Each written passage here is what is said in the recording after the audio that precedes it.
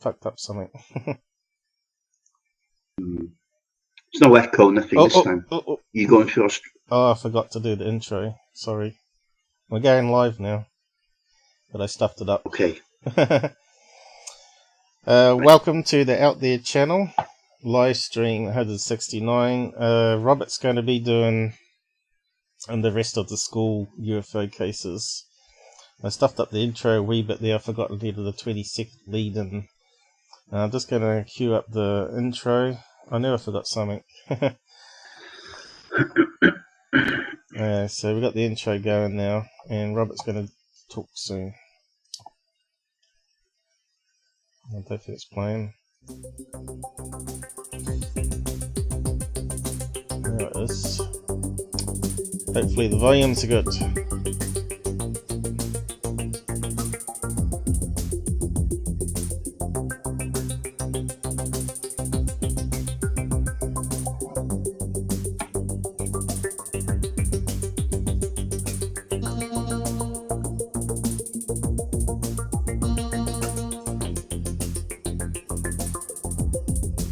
Expect this to be a couple hours long.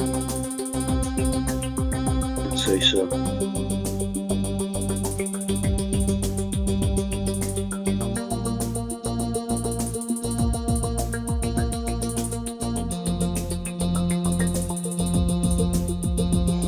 Hello. Good to be back for another live stream. I'll just pause that intro now.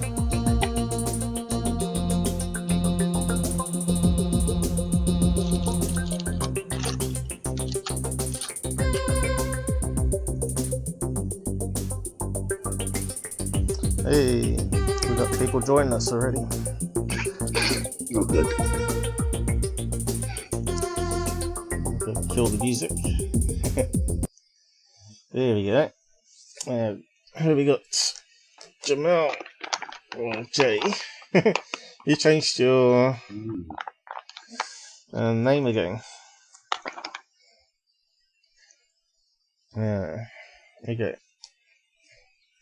So Robert's going to be covering Ariel school today mostly, and recapping some of the previous schools that he's found some extra information from. It's good for at least someone in New Zealand to be joining us. I need to type up the welcome thing. Sounds good. How's Robert's sound though? His is always a bit crackly. Especially when... let us know, please. Only seems to go bad when Google's encoded it though, most of the time anyway. Not too sure why. I think they changed the bitrate or something. It's really annoying. Live stream. Unfortunately, I'm on the wrong angle here. I need another pillow on the bed. 169. Just put the title here to School UFO Cases. These are some of the best ones because they got multiple witnesses, of course, and teachers. And plus they're investigated by very trustable people. Yes, Robert's got a new microphone. His last headset lost an earpiece on it, so you can only hear in the left ear. And it made a crackling sound on the mic too. I'm not sure what he done. His dog's been chewing on it, I think. Yeah, I'd be surprised. See. So normally it goes crackle if we get too loud or we laugh too much. Or Google throws in a spanner on the works. So I'm not too sure what Robert's going to give us to paste. Yeah, okay. Yeah. Let me just check. So we don't need to do a check on the sound. We can trust Jay for letting us know, I think.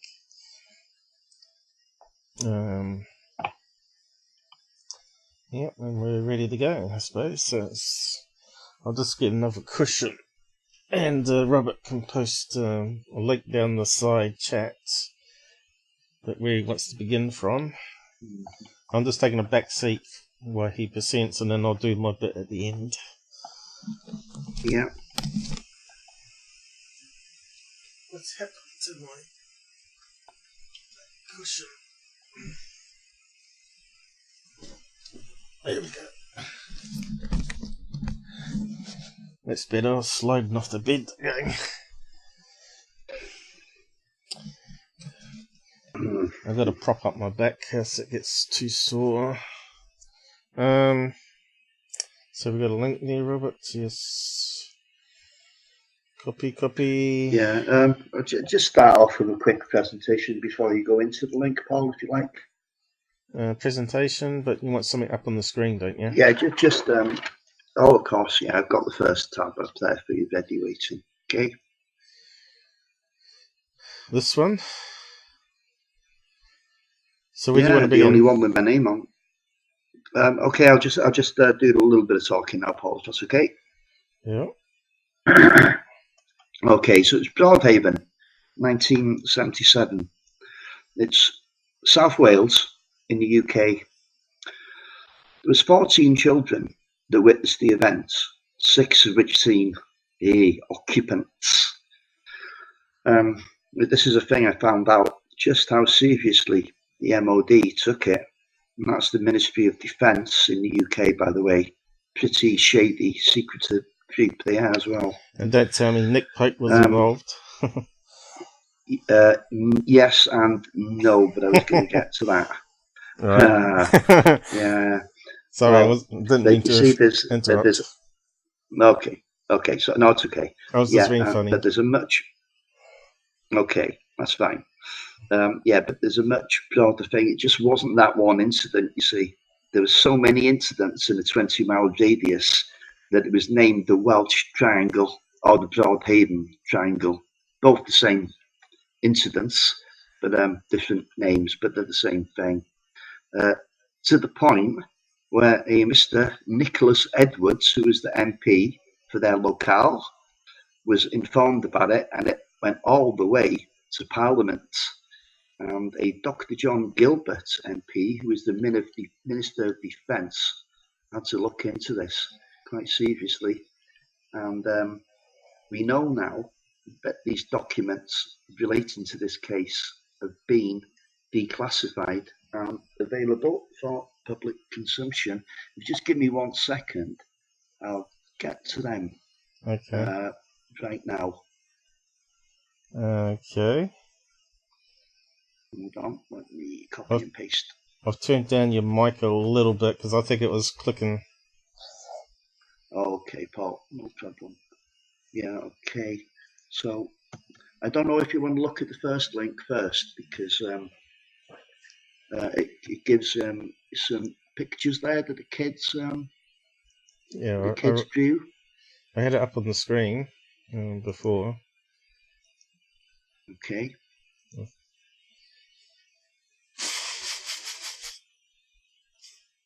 Well, this is a PDF. Yeah, that you've got the wrong link. This is the these are the documents. You want the top link, Paul? This one's not loading. What's going on? It should load. There you go. These are the documents now. Okay, so for some reason 297 pages of documents on Broadhaven and the surrounding area. Makes you think, doesn't it? How can we scale it into the page? Where's what's that one do? Switch to presentation. No, we don't do that. How do we get it to zoom? Oh, we can zoom. Here we go. 90%. Crown copyright. What's that mean? National Archive. So did Black Vault have to pay to get these or something? No, Freedom of Information Act. Yeah, but he would still have had to. yeah, possibly there would have been a fee to But release the documents. There always is. someone's got to make money from it. Okay. Yeah. So where do you want us to be in on this? See, this is Listen, problem. there's no way you can go through. My point here was there's 297 pages, so it just shows you how seriously they took the incident Right. or incidents. So there wasn't any key parts in there that you want to point out at all? No, not particularly. No, not particularly, because I haven't had the time to go through every single page myself. I find these dumps are very disorganized. They're not normally in order, but I don't know how bad the American ones are. The New Zealand one was all over the place. Yeah, they're not too heavily redacted either. You can quite you can understand most of what's Apparently they're they using just have to redact. Apparently they're using whiteout now. Yeah, so it looks less sinister.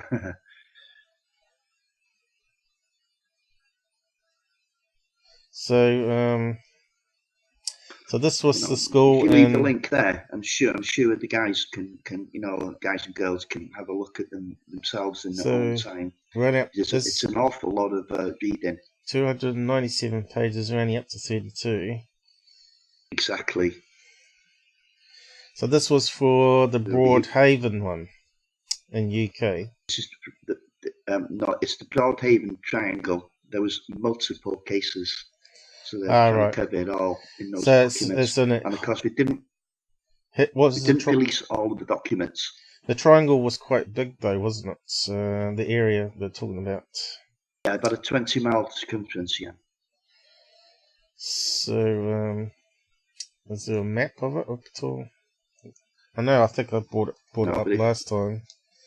Broad Haven Triangle. So I want to have a map. There you go. But I've got a link on it anyway, Paul, which I did post. Well, no, that's actually the link to the school. I thought we might have a map. Oh, here we go. Is that the one there? No. There you go. Yeah. No, that's not the triangle. Southwest Wales. Yeah. No. Not Paul. It's not. You can't actually see the triangle. So that's the triangle there. I see what you mean. Yeah, I see what you mean. Okay.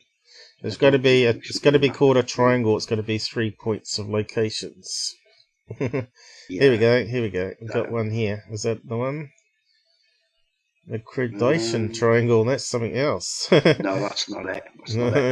I don't know what that is. Well, too many triangles nowadays. So anyway, we'll just say it's the tip of Wales there. Southern Wales, pretty much, isn't it? Yeah.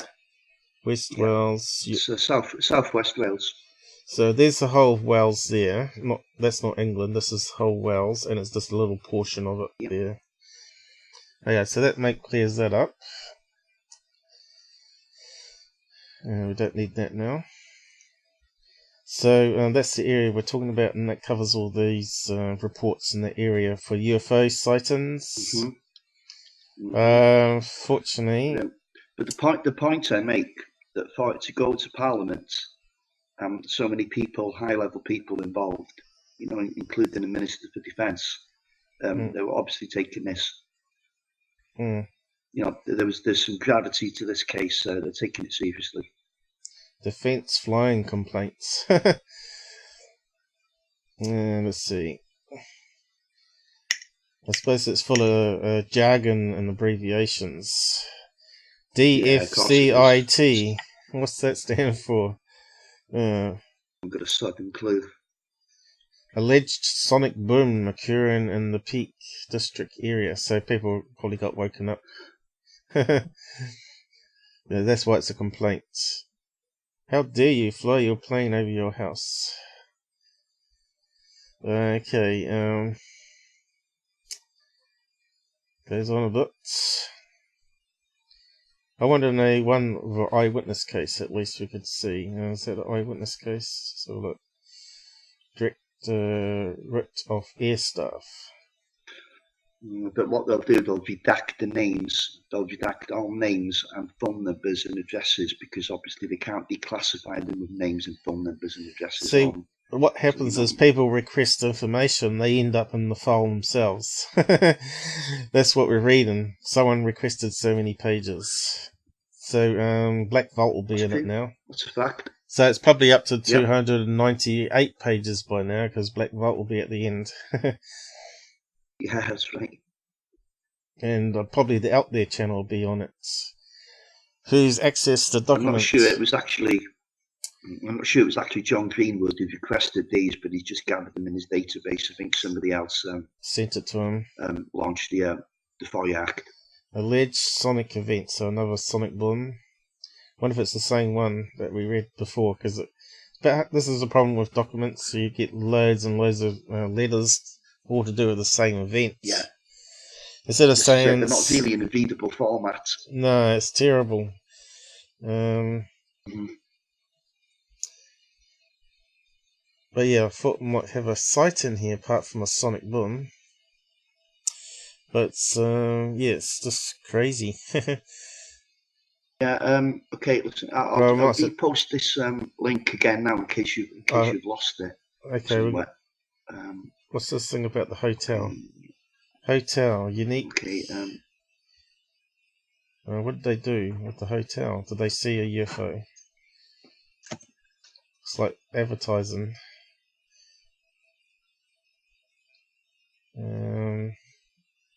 One of these is for a list of UFO related records. 1976. Where did the school happen? That was 77, wasn't it? Yeah. So this is 79. It's just they seem to create a lot of paperwork or paper trail. So if someone sends in a little one paragraph, and they end up with a whole page here edited, filed, and all that sort of stuff. Copy sent to headquarters. Typical of documents, yeah. Typical red tape, isn't it? Typical of governments, they hide stuff in plain sight by making a lot of useless noise. Yeah. And that's why they invented Nick Pope. He's just one big noise. That's another interesting. This is another interesting thing now, because Nick Pope is kind of relative to this case.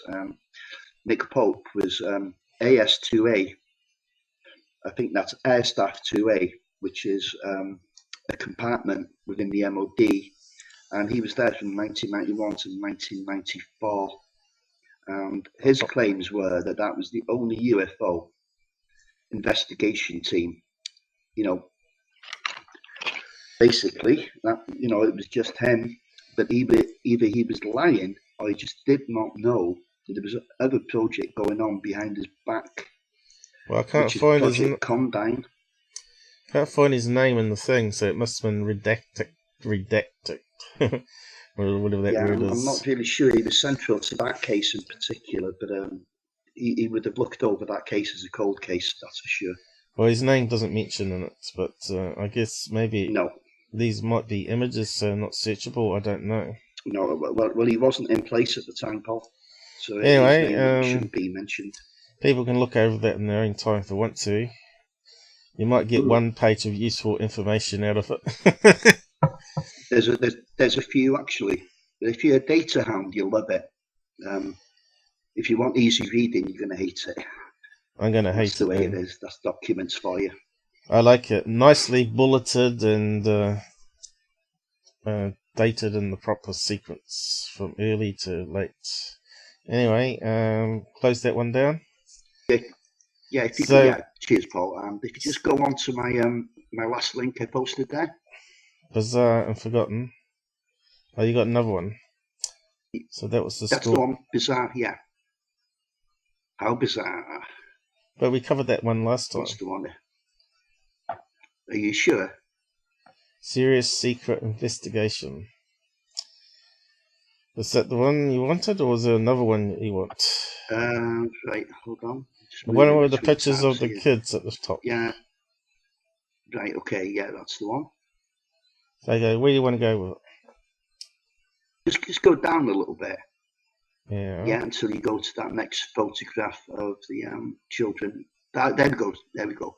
So I don't know if people can see that clearly, but for children, it's relatively similar, aren't they?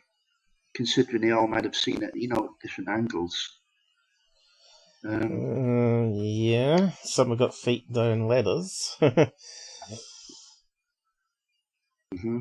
So, the sighting, I think one of the official cover-up stories was that it was a sewage tanker that broke down outside the school, and they somehow mistook that for UFOs. I'm not really sure, but well, did they actually, some investigators sit down with them and show them a sewage tanker and say, "Is that what you saw?" And they'll say, "No."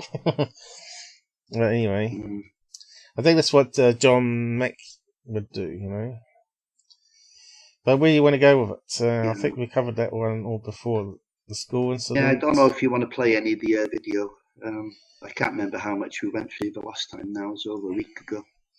Oh, we'll just read out a caption on it and then move on or whatever. Yeah, I don't know. sure, It's your presentation. Yeah. I'm just sitting in the back seats. Yeah, I know, but that's it. I don't have control of it. That's the trouble. The school incident.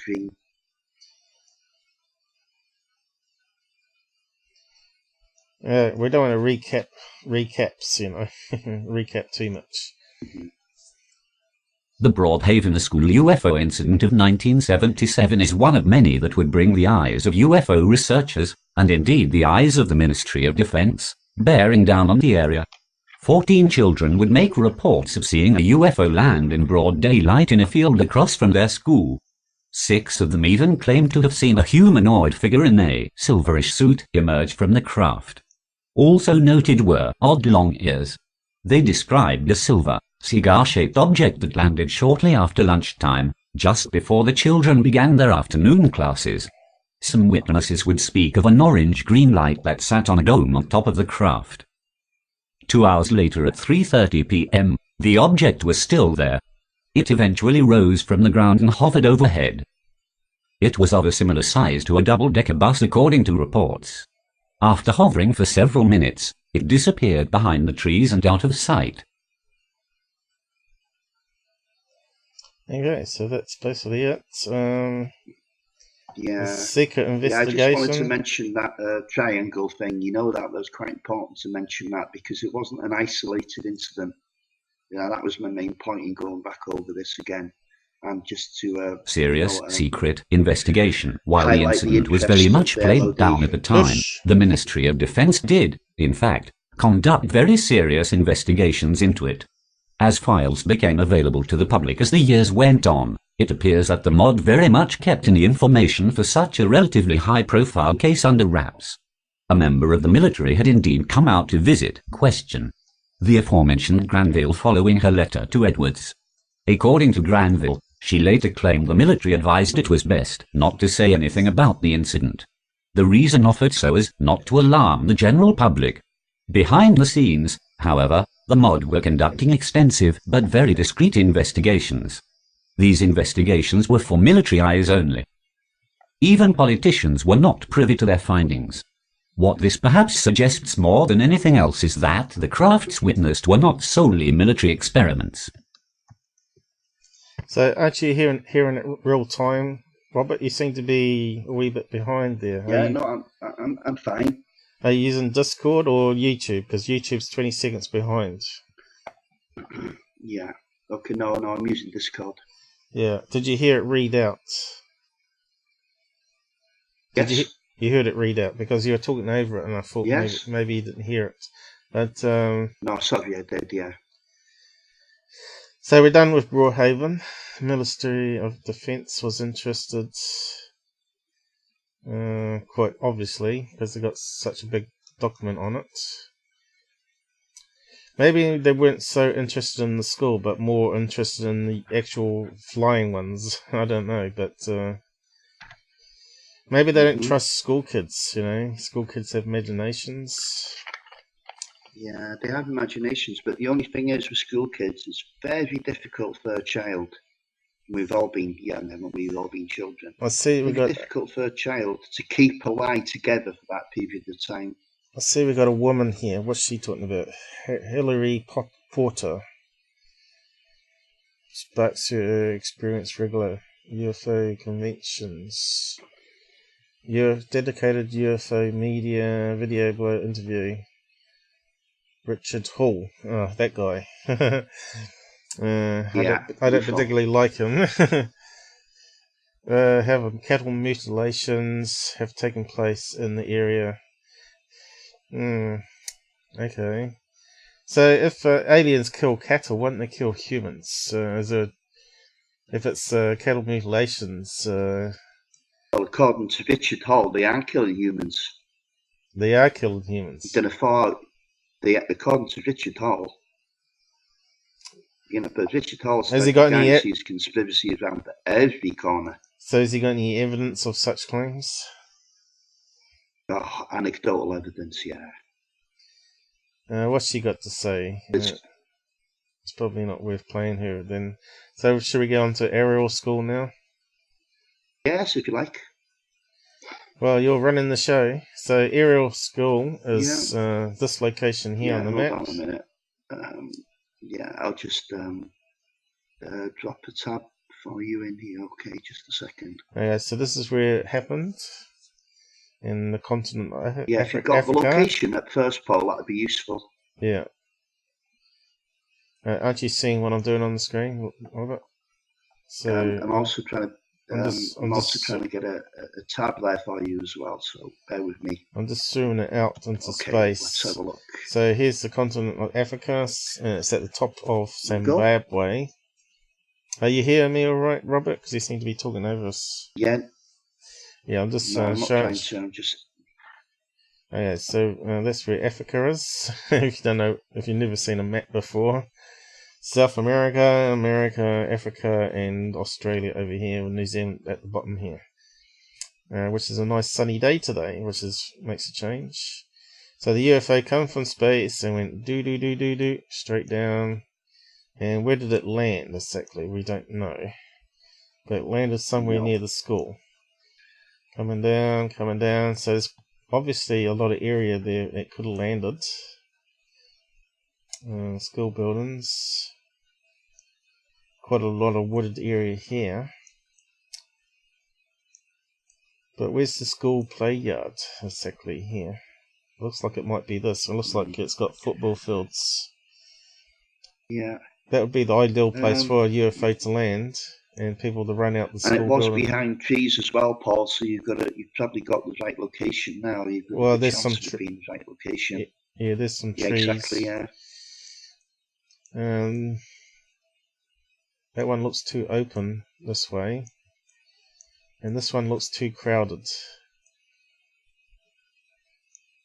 And they won't be allowed to go across the road, so the obvious one would be right in the paddock here.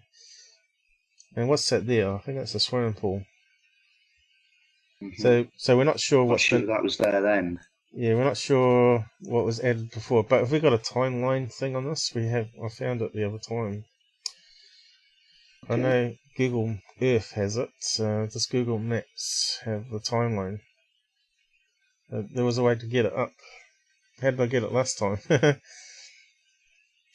Timeline. We might better go back. What year was it? 1994. So that's later in the date than the last one. So how do we get the time fixtures up? I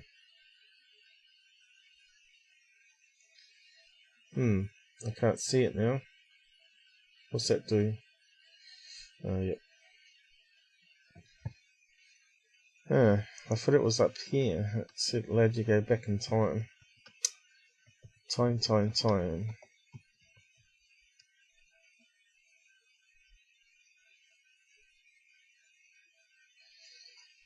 I'm not sure where it is on the maps. I've come across it before.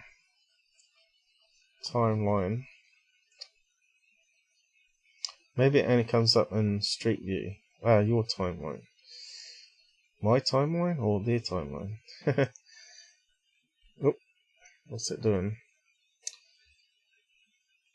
Don't want my timeline then. We want their timeline. I think Google Earth is a way lot easier to use than this cut down version. Oh well. Yeah. I wonder if we can type in the location. How can we tell it to go to Google Earth from here? There's a way to do it, wasn't there? What's that do? Right. 3D Earth View. What's this down the bottom here? New Zealand. Turns. Distance. What's that do? Feet. It's just scaling it for you. Normally if you look on a button, so you go to 3D Earth is not available. Imagery. Yeah, I'm not too sure where we get that information from then. They don't make it really easy, do they? Should have a button there. Go to Google Earth, bang, bring up your software to location, bang, bang, done. I do know that children were about 100 meters from the object when it landed.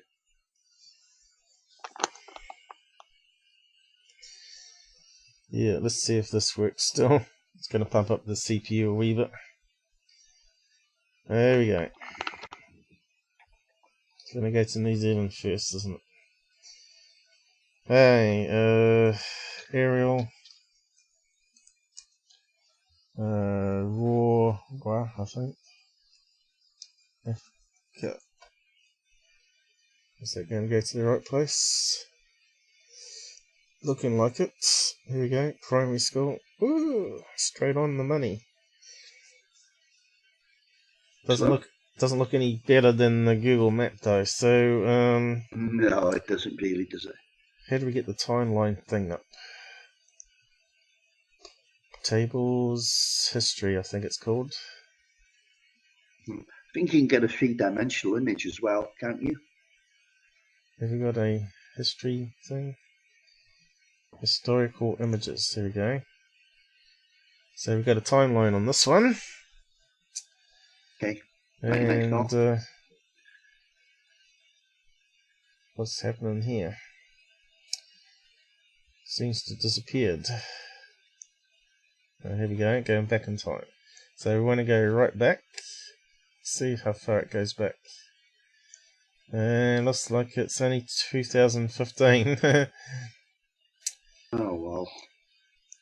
Oh no, 2005. That's pretty old. And let's see what's missing. Okay, looks like it was totally different back then. Look. No swimming pool, more trees. There was no football field here. And the football field was over the back here, right? And the school was only tiny little place back then. Now it's huge. So that makes a hell of a difference, doesn't it? And all the school buildings are over here this time.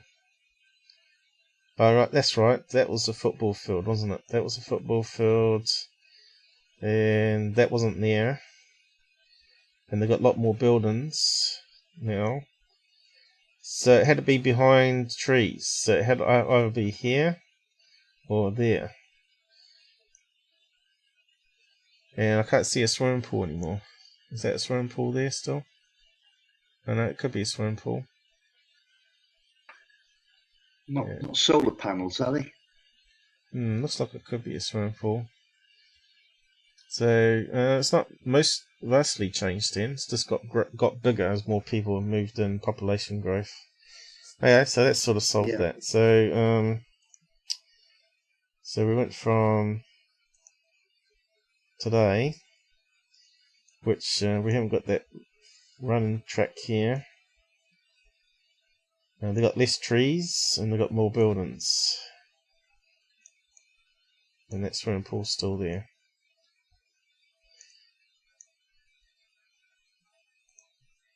Okay, I'll just close that down. Oh, maybe I should bookmark it. How can we bookmark it? Guess we want to go back to it.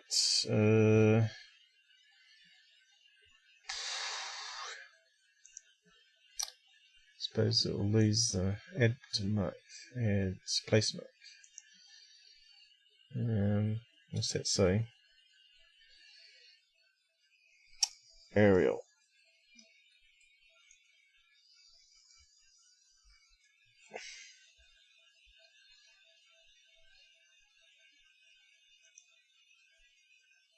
Oh, that'll do.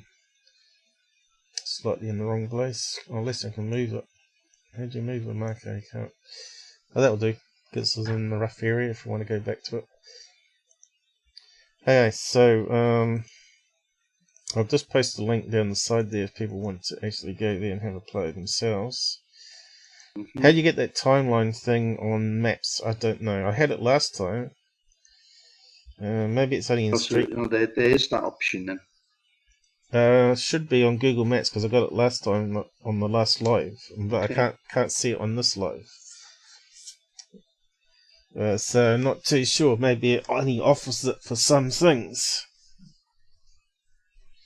But anyway, carry on. Where do you want us to go? Another link, was it? Okay. Not just yet, Paul. Let me just go through a couple of things here. The 62 children were interviewed, but there was actually over 200 witnesses to this. What they did, they protected the younger children because they were quite traumatized. So they wouldn't let them be interviewed, which is understandable. Mm. And it was a large silver disc, but there were several smaller objects circling around it. I hate to use the word mothership, but that's what it sounds like. And they were circling the larger disc. The larger UFO landed on the other side of the school fence, apparently about 100 yards away. The humanoid creatures that were seen were around 3 foot tall, according to the children. Extremely thin, long black hair, large black eyes. And then that started walking towards them. And then suddenly another creature appeared on top of the craft. So it's again pretty bizarre. So I don't know if you want to have a look at what the children drawn there. I'll just go through Google Cache here. Mm-hmm.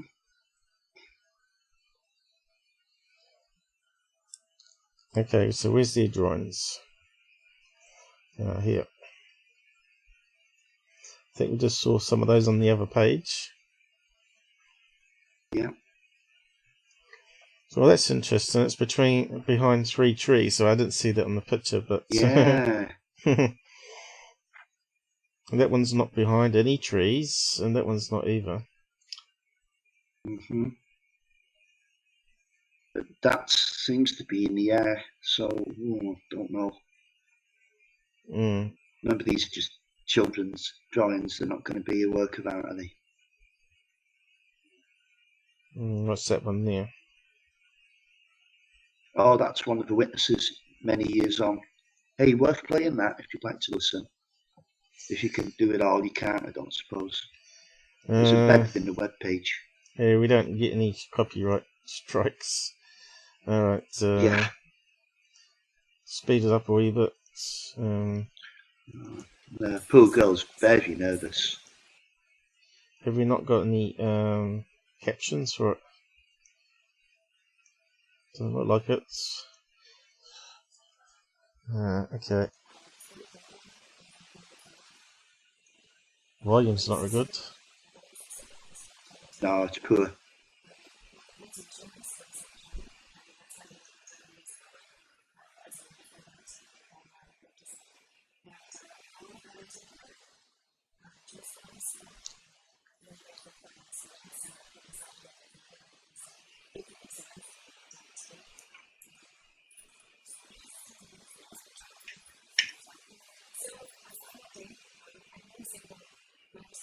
It's only in one speaker. Is that what it is, yeah? Yeah, it's only in one speaker. Okay. Badly recorded.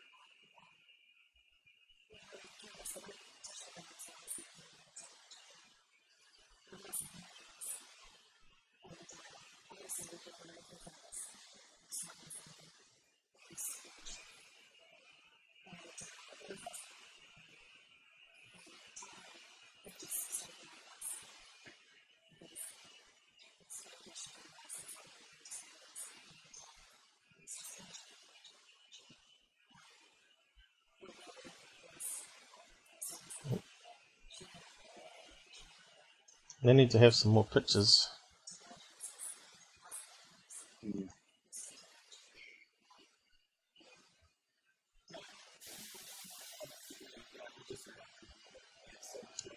Not sure how good it's coming out. It's interesting what she's done there, because that creature, whatever it is, I use the word alien, looks emaciated, very painfully thin.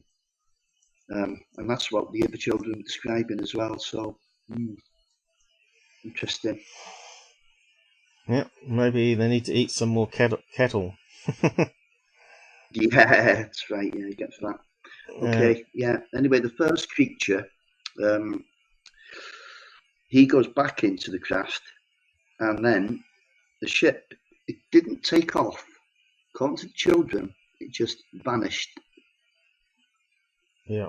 Now, that's interesting, because that coincides with so many other reports where people have seen something quite close up and personal, and it's just gone, evaporated into thin air. So it makes you think what kind of a technology they're using, what kind of an intelligence it is. Just a clue, that's all. Can't be sure. Well, let's just have a read of this bit here on the page. Yeah, sure. That's good. The late Cynthia Hind would be the first UFO researcher to speak with the children, who in turn would invite equally experienced UFO researcher, Dr. John Mack, to investigate.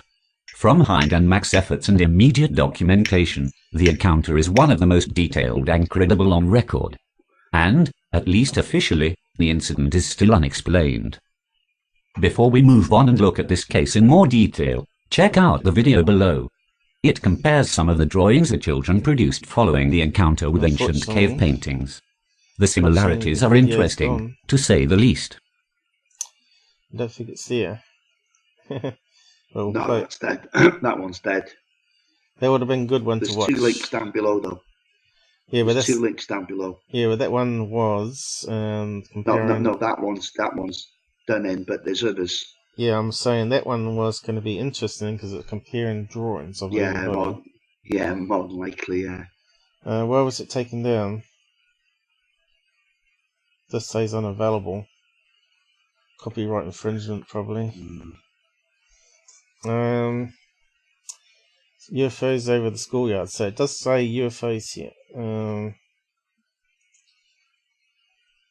So that's basically what you said here, was it? About the mothership? Yeah. UFOs over the schoolyard. The teachers at Ariel School in Roa, Zimbabwe, had a scheduled meeting while the children enjoyed the morning recess of the 16th of September. Although a lone parent who ran the tuck shop was supervising the children, they were for all intents and purposes left to their own devices. It was a Friday, the last day of school before the weekend. As the children shouted excitedly to each other in the schoolyard, several of them noticed a huge silver disc in the sky overhead. There were also several smaller crafts flying around the larger object. Within seconds, a temporary hush spread over the schoolyard as each child turned their attention to the gleaming objects above. As a main craft passed overhead, it looked to land near a small hill on the other side of the schoolyard fence. The children ran to the fence to get a better look. Although the land was part of the school, it was off limits to the children as clearing work was still going ahead. So the children ran to a fence. So I'm just trying to see where that might be. We'd have to look back on the other one again, probably. School fence. Yeah, doesn't really say much. The same place then as now, though.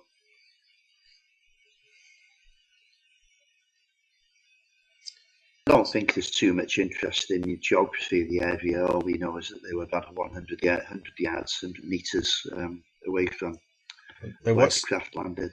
They said a small man. They didn't say entity here. Is that their words, or is that just the reporter's view? Of course, it's the children's words. It's the children's words. It's in quotes. As they watched, a small man, around 3 feet high, suddenly emerged from the round object. The children would like to describe him as extremely thin, with long, black hair and very large, black eyes. He jumped down from the craft and began walking in the direction of the fence where the children were watching. Perhaps they let out a collective gasp, as after only a few steps he noticed the children stood there and stopped.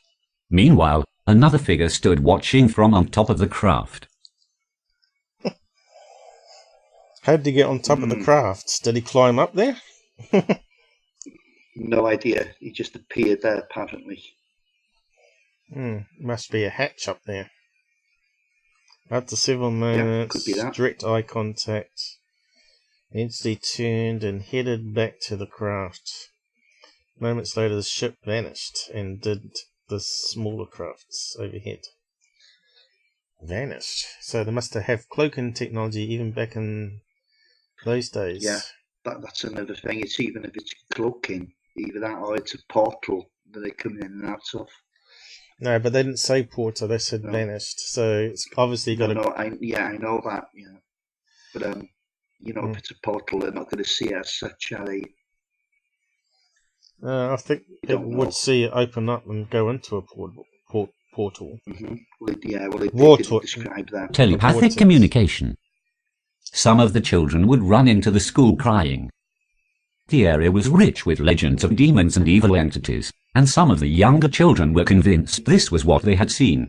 The older children, though still unnerved, were experiencing what was later described as telepathic communication with the entity that stood in the field in front of them.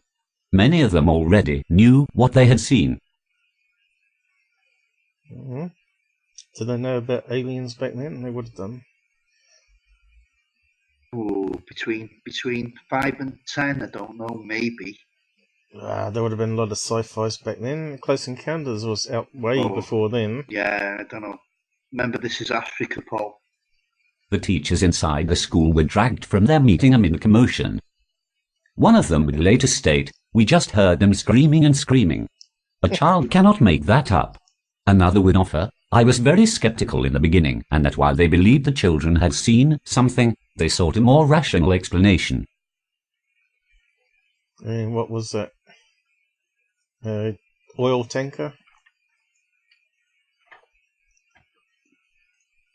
It was the headmaster of the school also believed the children's sincerity, but initially thought it best to let the matter rest. Following the weekend, however, the school began to receive phone call after phone call from concerned parents. Each would ask the same question. What had happened to frighten their children so intensely? Realizing the matter required investigation, the school would contact Cynthia Hind. Yeah, right, okay. Now, Cynthia Hind was, as far as I know, the only MUFON investigator in Africa at that time. And she called in John Mack as a result. Because John Mack, Harvard man, Harvard University, Pulitzer Prize winner. And he specialised in child psychology. That's what it says just the right man to bring in. The trees would go down and nobody would be able to breathe. Cynthia Hind along with Dr. John Mack would speak to the children individually. Each would share the same details. In Mack's opinion, he was convinced of the children's sincerity and of the authenticity of the case. He would state to the witnesses, they described these events like a person talks about something that has really happened to them. He was equally convinced the children were of sound mind.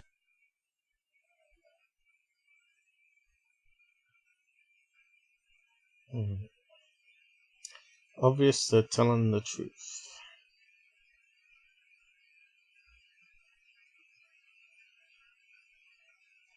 I got it. Okay, got it. Crazy scroll. It's obvious they are telling the truth. Dr. Mack, who was tragically killed by a drunk driver while attending a lecture in London in 2004, was not only a respected UFO and alien abduction researcher, he was a product of Harvard and an experienced psychiatrist. When he began to investigate alien abductions and released the book Abduction, many of his colleagues would look to distance themselves from him. There was even a movement to have his clinical care credentials reviewed. The Dean of Harvard would ultimately perform this review and reaffirm Dr. Mack's academic freedom to study what he wishes and to share his opinions without impediment. So it's funny how a lot of UFO people have died from cancers and accidents and suicides. So John Mack got run over because he looked the wrong direction. It was in UK, wasn't it? So he got killed. The UK, yeah. I think He it was looked the London. wrong direction and stepped right in front of a drunk taxi driver, which is really strange. So I don't know. To me, it's kind of suspicious, but people think it's possible. There's always going to be suspicion there, Paul. You know, always will be. We just don't know for sure. What else do we need to read on here? Well, we can hold on a minute. Even today, over 20 years later, the accounts of the witnesses remain exactly the same as in 1994. There have been no claims of a hoax, no rethinking or doubting of accounts. And further investigation would reveal several other UFO sightings over Zimbabwe in the days leading up the event at the school in Roa. Rather than asking what the children saw in September 1994, we should ask where they came from and why. One of the children, Paul, claimed he heard, and he was quite frightened by it. One of the UFOs made a sound like a flute. Yeah. Not really sure what kind of propulsion system would create that sound. Well, obviously not a jet engine. No. Well, that is interesting, I guess.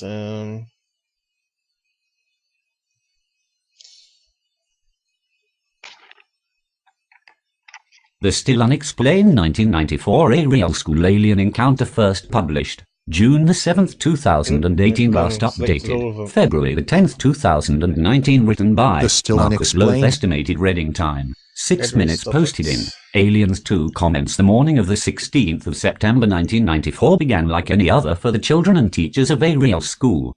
However, an incident during the morning recess would ultimately capture the attention of the entire world. In total, 62 children would announce to their teachers that spaceships had landed near the school.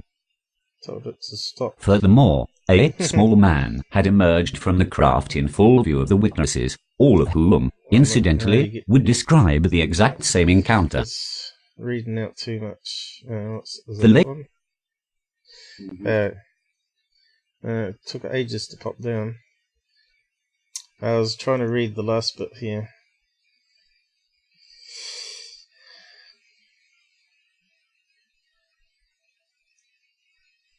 Try that again.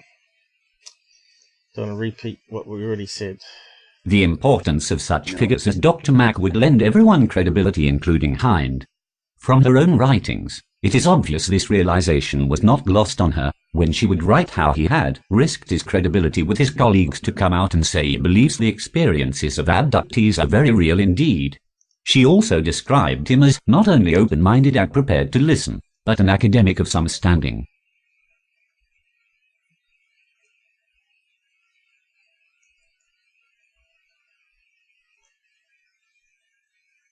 We should most definitely place the 1994 Zimbabwe incident on a pedestal of authenticity. We should also applaud the work Cynthia Hind and Dr. John Mack achieved in thrusting the case into the public arena, as well as lending the overall credibility of the UFO and alien question a little more kudos. Kudos. Disclaimer, copyright, blah blah. Okay, what do we got here? Comments. Interesting that the tree's going down is what has happened throughout the world today. Hopefully the visitors can return. I suppose they're talking about cutting down and burning the forests. With some information, help us. When and where can you film be find watched? there, Paul, the actual footage of John Mack? There. There we go. Can you play a bit of that, please? I'll try. Hang on. Let me see if I can open it up on a separate tab. Comes the something stable on here, please. I think that'll make life easier. Oh yeah. Go. I want to mute it as I'm getting Just make trouble. my straight line then. Okay.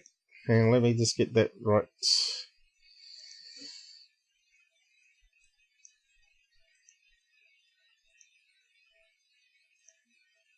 I thought there was going to be some captions. Must be bad audio if it's got no captions. Kind of strange. Or maybe it was uploaded a long time ago. Before audio captions were added. Kind of weird. It's not really good for people with hearing impairment.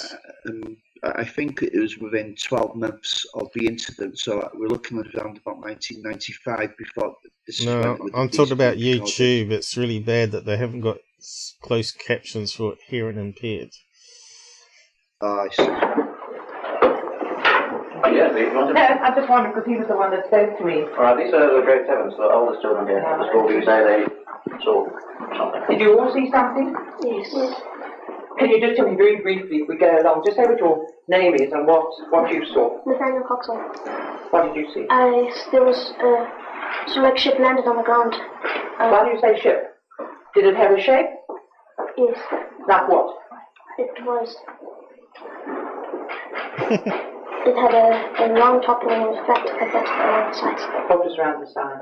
Just so like a platform coming around the side. Did you see anything else? Yes, we saw a black man running around. Just A little man or what? from where we looked, he was about this small, but we were quite way away. So it was about our size. Could you see his face? No. What is your name? My name's Luke now, and I didn't see the spaceship, but I saw the little black guy. He was all black, and it looked like he had long hair. Could you see his face? No, Just in a black, what was he wearing?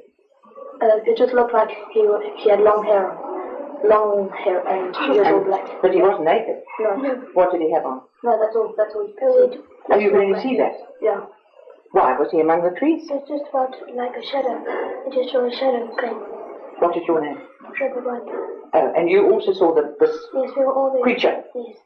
What did you think it was? I don't know really. Did you see the thing, whatever it was, land? Yes, after the bell rang, I was walking up to the class, and I just saw flashes in the side of my eye, and that's really what I also. But you didn't see anything on the ground? No, I saw it, just the shadow. Yes. What's your name? I'm Daniel Mandy, and I saw this silver thing in amongst this clump of trees with this one thing sitting on the side and another thing sort of like running up and down the top. When you say thing, was it a form of some sort? Yeah, it almost looked like a real person, except it was fairly plump. No, not really. And what did you think it was? What were your thoughts? At first I thought it was. Now, notice the body language. We talked about this before.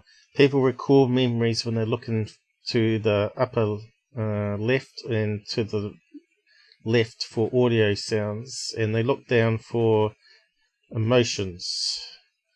And all these kids so far have been looking right before they start talking about something. I mean, looking left before they start talking, which means they're telling the truth. Now, if you look at Bob Lazar, if you compare it to Bob Lazar's interviews, he's always looking right, which means you're storytelling. Well, these kids are more genuine because they're looking left. Yeah. Just some boy from the compound playing around, but the hair was. It So looked more like left. our hair. It wasn't curly. That thing almost looked like a hippie. Like a hippie. And your name? My name is Amy Watson. I saw the little black men. Left, looking They left. had longish hair, and it was all black, and they had big black eyes. That's all I saw. I saw a glimpse. They kind of turned around and Looking stayed, left. and then went back into a kind of like ship. Looking But down. there was like sort of one big one with quite a few little ones all scattered around. When you say she had big eyes, show me with your hands the size compared to They were yours. oval, kind of like that. Oval? Yes. I see. And could you see anything else on the face? No, I couldn't. All I could see was his hair, and when he turned around, and then Were you afraid? Yes, I was. What did you think it was? Well, everybody looked was left. saying that there were UFOs and everything, so... Other people said they were UFOs. Yeah, people were coming around telling... we were in the classroom and I ran out. Did and she I look saw left it. again? I did think they were Yeah. UFOs. I did see them. Were you perhaps influenced by what the other children had Could said? be looking to the teacher for Sort of, but I support. did definitely see What you saw? what I No, saw, you can yes. see just a You micro also see- look left, which What is is your name? recalling memory. What did you see? I saw Okay. something silver on the ground Looking amongst the left. trees, and a person in black, Looking left. and that's all I saw. You saw a person alongside the silver thing. Yes. What did the silver thing look like? It looked like a saucer, but the shape wasn't really round. Have you heard about UFOs before this? No. You didn't know anything about it, so it was something quite new to you. Looking left all Were you the afraid? time. Yes. What did you do? Did you run to fetch the teachers, or you just stayed with the other children? I played with the other children. We talked with a lot of individuals about their experiences, but there's something about talking with, a group that has collectively experienced the same thing that is just more convincing and seems more legitimate. In the case where we spoke with young children who had experienced a visitation from 2 UFOs and the 2 beings who had hovered over their playground during recess. This was at a small secondary school outside Harare in Zimbabwe, and 60 children at recess had seen these 2 UFOs See, she hover, looked 2 left alien then beings too. come out. And I even remember how one little girl described it to me. She said it was as if they were kind of floating above the grass towards us, or hopping across the grass towards us. And in this See, case, looking left. I remember John's voice very specifically as he asked one little girl. And these were very disciplined, Looking left sort of again. post-colonial little children, different races with braids, very well spoken. And John said, Looking well, what would you left. call the things that you saw? And she'd say, See, I she's call them really aliens. looking left, I call them alien recalling beings. memories. Yeah, and In the September body language is very 1994, over open 60 as well. children from this school in the suburbs of Harare, Zimbabwe, witnessed several objects landing and 2 beings coming out. Just over 2 months later, John and Dominique came to the scene to work with the children, their parents, and the teachers still suffering from shock. John, who essentially specialized in child psychiatry, devoted a great deal of time to interviewing the children. Something scared you, is that right? What scared you? Okay, let's look at this one. What noise? The noise that we heard in the air. You heard a noise in the air? What was it like? Like a roar or a buzz Okay, she or a looked hum up or what to kind the of a left noise? It over was like here. someone was blowing a flute. It was scary myself. It was scary because you saw something yourself? Yes. I saw She looked up there before she little started objects talking. hovering. It was quite big actually, and then there was You little looked over ones here? all around it. We saw something silver, Looking and this then way? we quickly ran to the logs, and we saw Looking, a silver telling the thing, truth. and we saw a man standing next to it. What was it feel like when he was looking at you? Felt scared.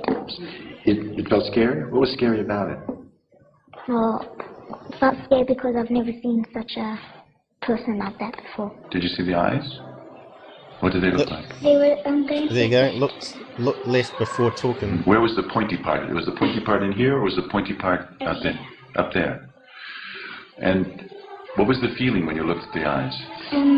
It was scary. And So what look down scary? this way. Why? What made it scary?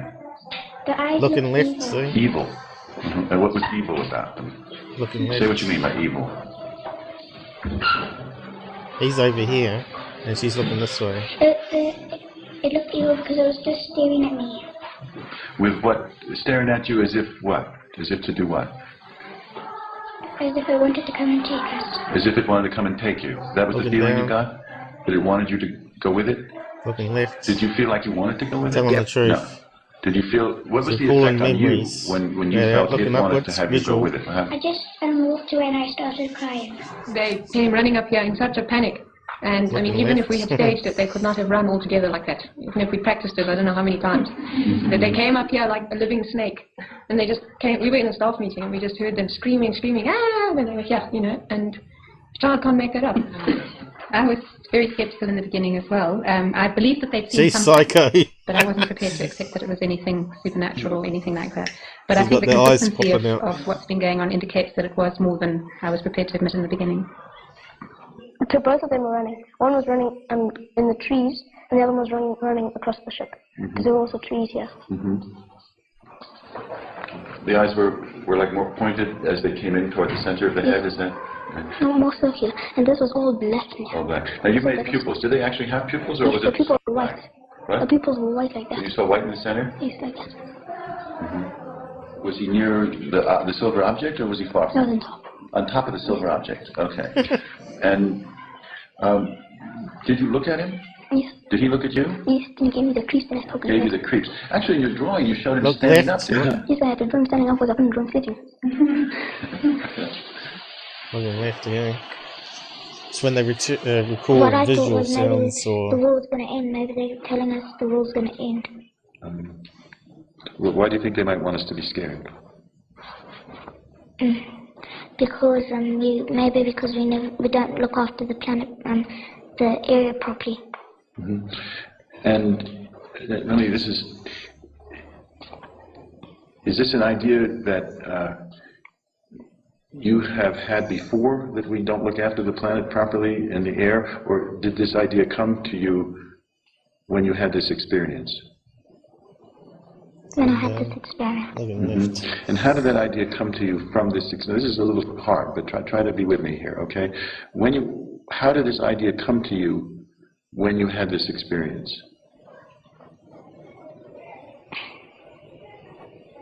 Looking down, looking I left. just felt all horrible inside. You felt horrible. At what point did you feel that? When you saw the craft, or when you got home at night? Or When I got home. You had that horrible feeling when you got home? Yes. And say more about that horrible feeling, Lisa. What was it like? When they look down, apparently it's accessing their feelings. And if they look left, they're accessing audio sounds. And if they're quickly look upwards before they start talking, they're accessing visual memories. So far, I've not seen any of the kids look this way. No, nor have I. Yeah.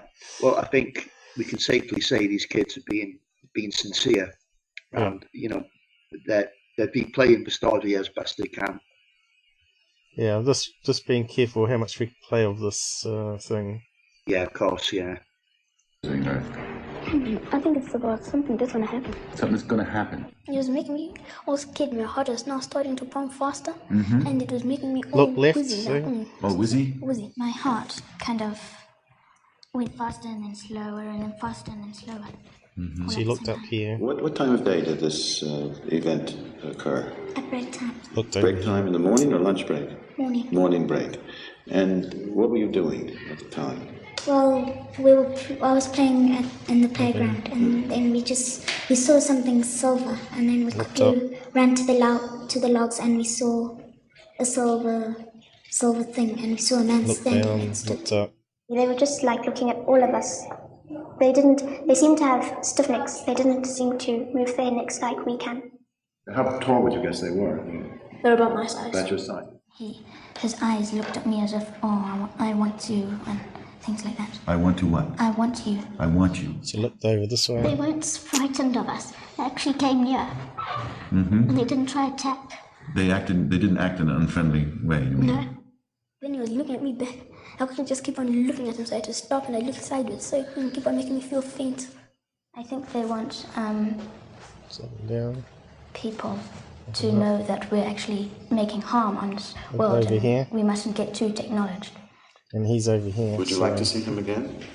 I mean, the black girl was looking to the right then, but I don't think she was lying there. No, he's over here. So she was looking at him, and she looked. You got to look for the micro. Yeah. You got to look for the micro eye movements. She was moved quickly over there before she started talking, which means she's recalling memory. Do you think Now you're no good at Robert. She's looking at. Okay. I'll ask him some questions. What would you like to ask him? I'll ask him what She does he looked do on upwards. Earth and what does he want with us. Mm-hmm. So it means If she was someone were looking to up say, and well, left. This is imagination, this is a dream. He's over How is here. it different from imagination? So or she dream, go look over as here. you experienced it. Well, There you go. it's definitely She looked over here before she looked over here before she started talking to him over here. Can think that it's not There you go. true, or She's that we can accessing things that memory again. we know what we've seen. We Right. believe it. I believe in it because I did see it. So what else do we need to show on this? So that's the teachers. Looks like it's from a different video that they've patched on here. It's got German language at the end, is it? Or South African, is it?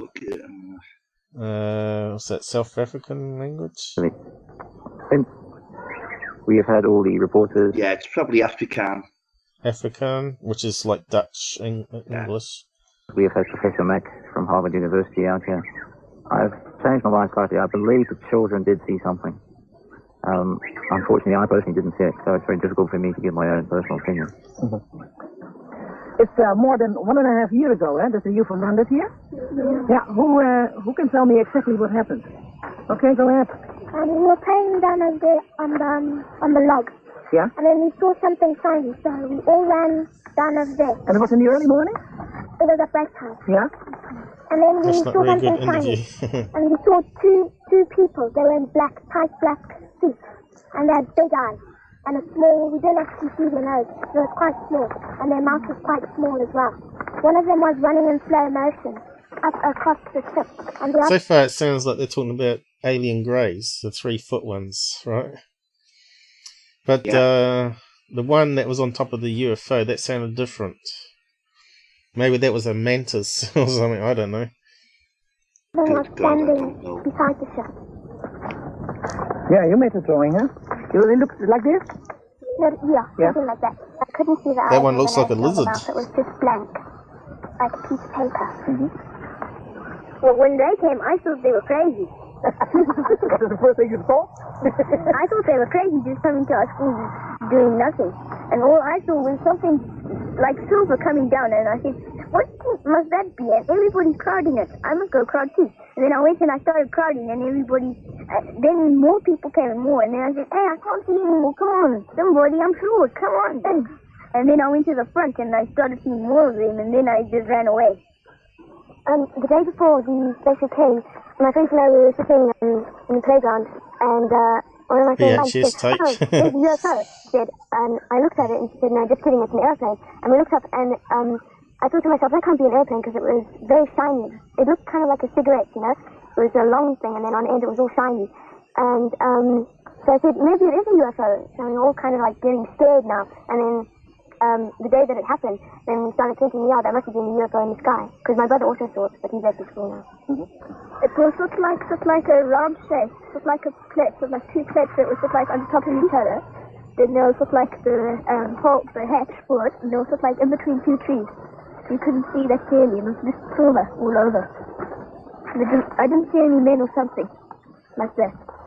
You saw one UFO that's surrounded by little ones? Yeah, one big one. Yeah? Little one around. Yeah, let me see. Let me see your drawing. One big one? One big ship, and then small ones surrounding it with... Can't see small ones here. They were lights. Yeah. Surrounding the ship. Like Sean. Can't see that one, This is can Sean's you? drawing. Yeah. Too faint to see. Okay, one landed. The big one landed. Yeah. And the two aliens... Okay, that one looks like a cat. Pencil. That looks almost like a cat.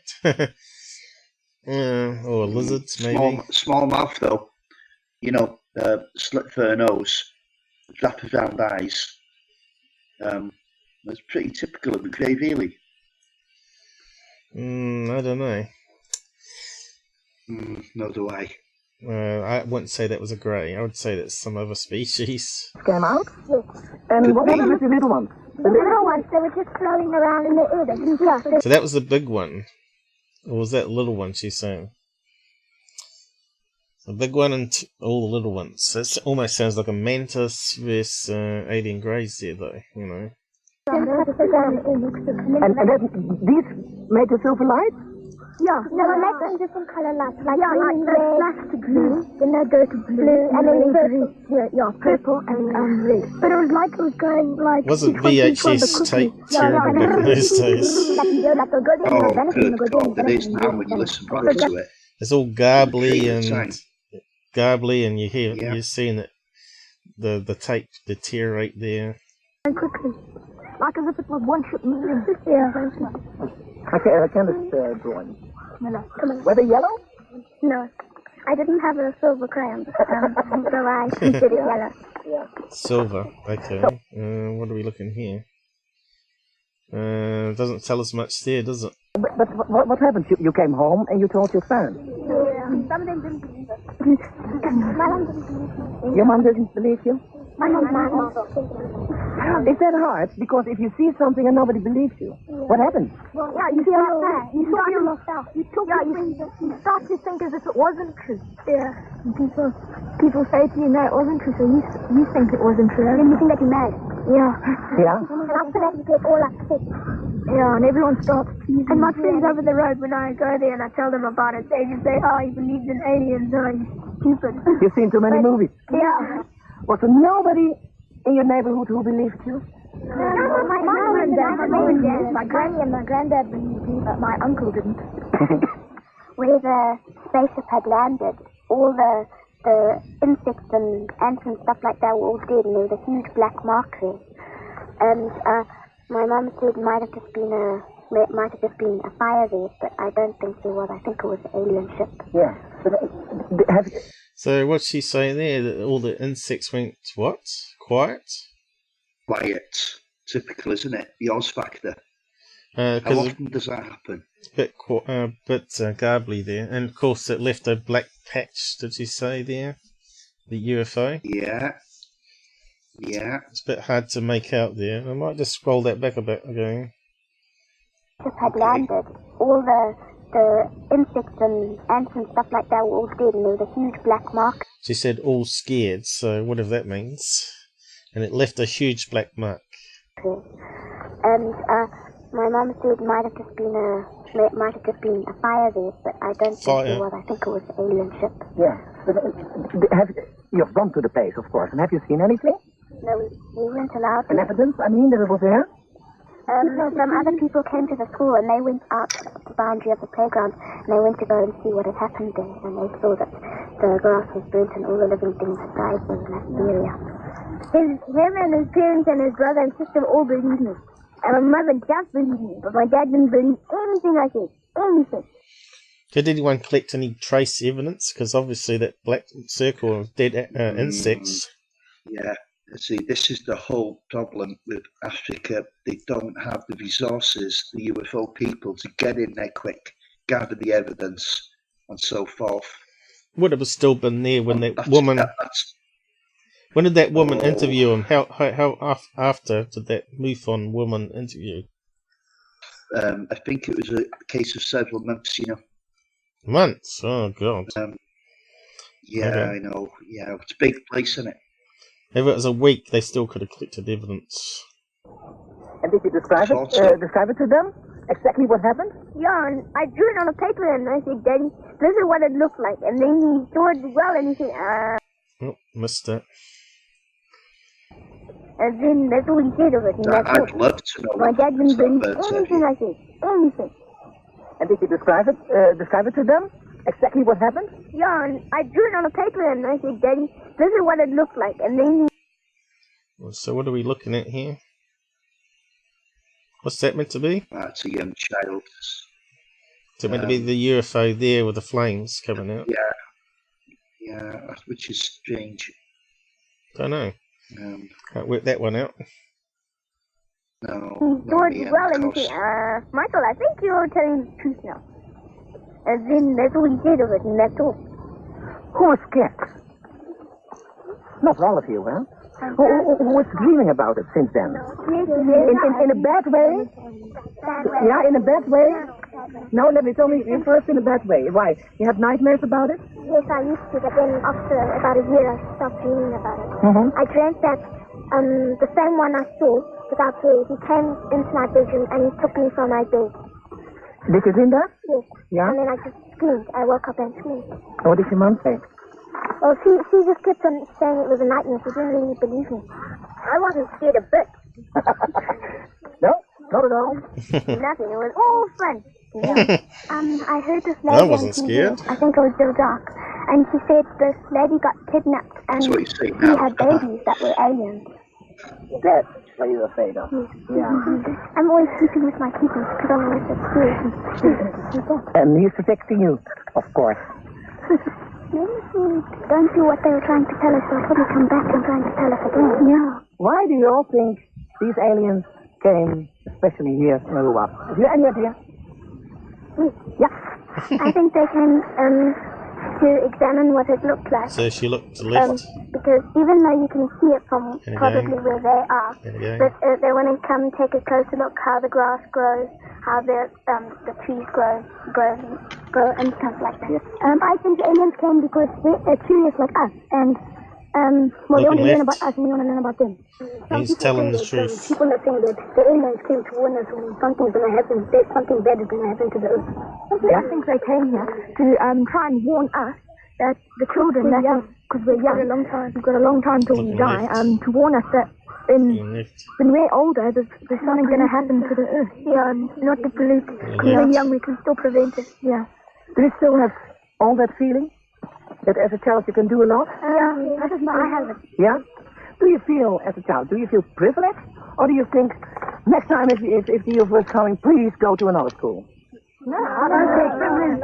You feel privileged that you go? I'd love them to come back and you could see them again. But only just come closer. What do you want to say? I want to know, when are we going to be on TV? Where was that from? What TV show was that? I believe that. What's the rest of it here?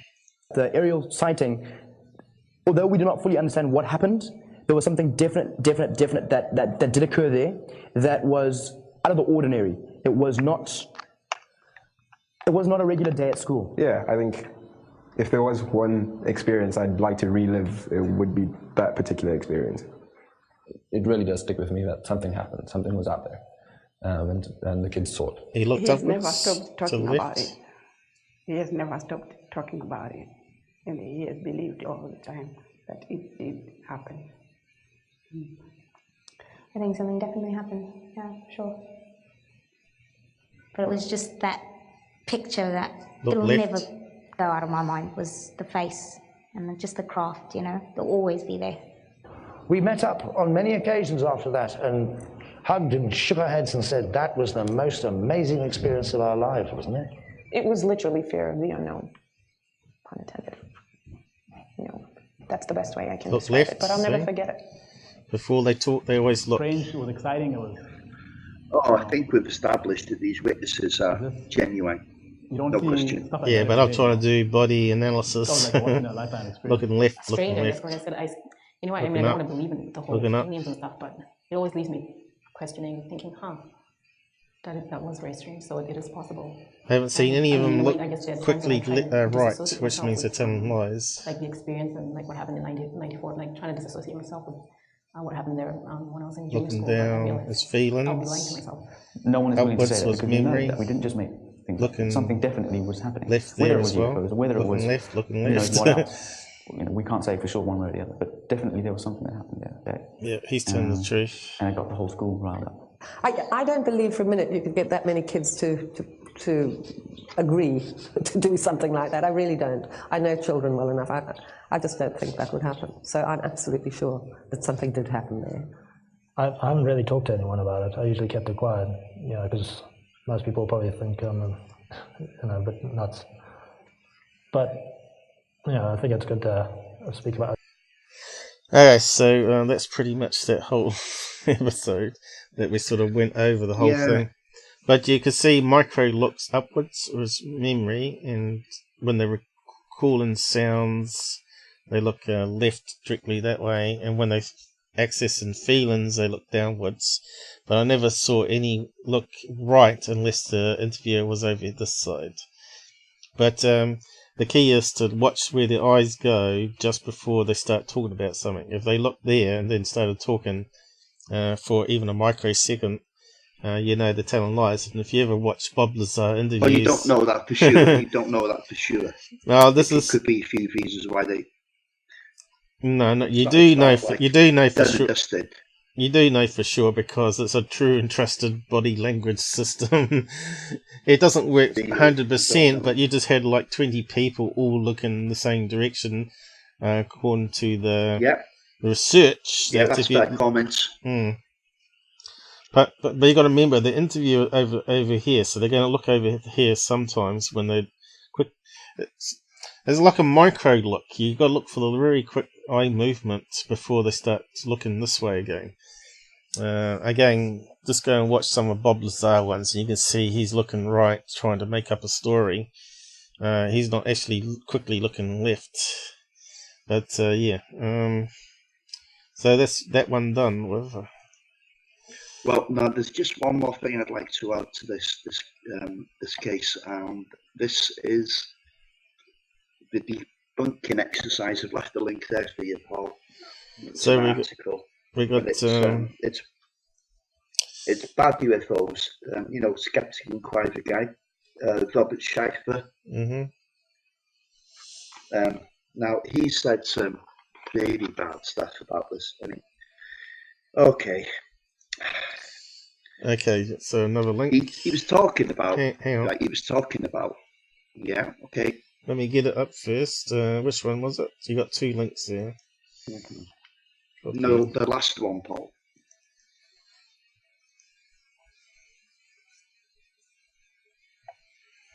Alright. It's up and running. There you go. Yes, it's Michael Schaefer. Sorry, Robert Schaefer. How do you know? Where does it say that? I know it's him. Done my research, Paul. But is it signed by him? Here we go. Posted by Robert Schaefer. So we got to have the evidence on the screen. Can't just say so. Yeah. Okay. So do you want to talk about it, or I can get it to read out? Okay. So I do my due diligence. Yes, I found his name. I wouldn't have said that otherwise. Yeah. Now he's saying some really bad stuff. Like the UFOs were rocket entry, re-entry even. That happened 2 days previous to the sighting. What? So there was. And then he's saying John Mack, Paul. Just a second. John Mack and Cynthia Hind. He accused them of asking the children leading questions. Well, we've just seen those interviews. And what evidence of leading questions did you see there? I didn't see one. No. So what was this re-entry thing? Yeah, it was a rocket re-entry from somewhere. But it was 2 days previous to the sighting, so I really don't know what relevance that actually has. I mean, it's typical. I think your audio Dr. Schaefer, the chief debunker, of just making stuff up to try and explain it. It's typical of him. Yeah. Yeah, I just need to reset this. I think you're crackling up again. Well, it is for me anyway. Just reset it just to make sure. I think it's Discord that's doing the problem there. Okay, we back again? Yep. Yeah. Does it sound any better now? I don't like Crackle. Okay. Crackle ruins a live stream.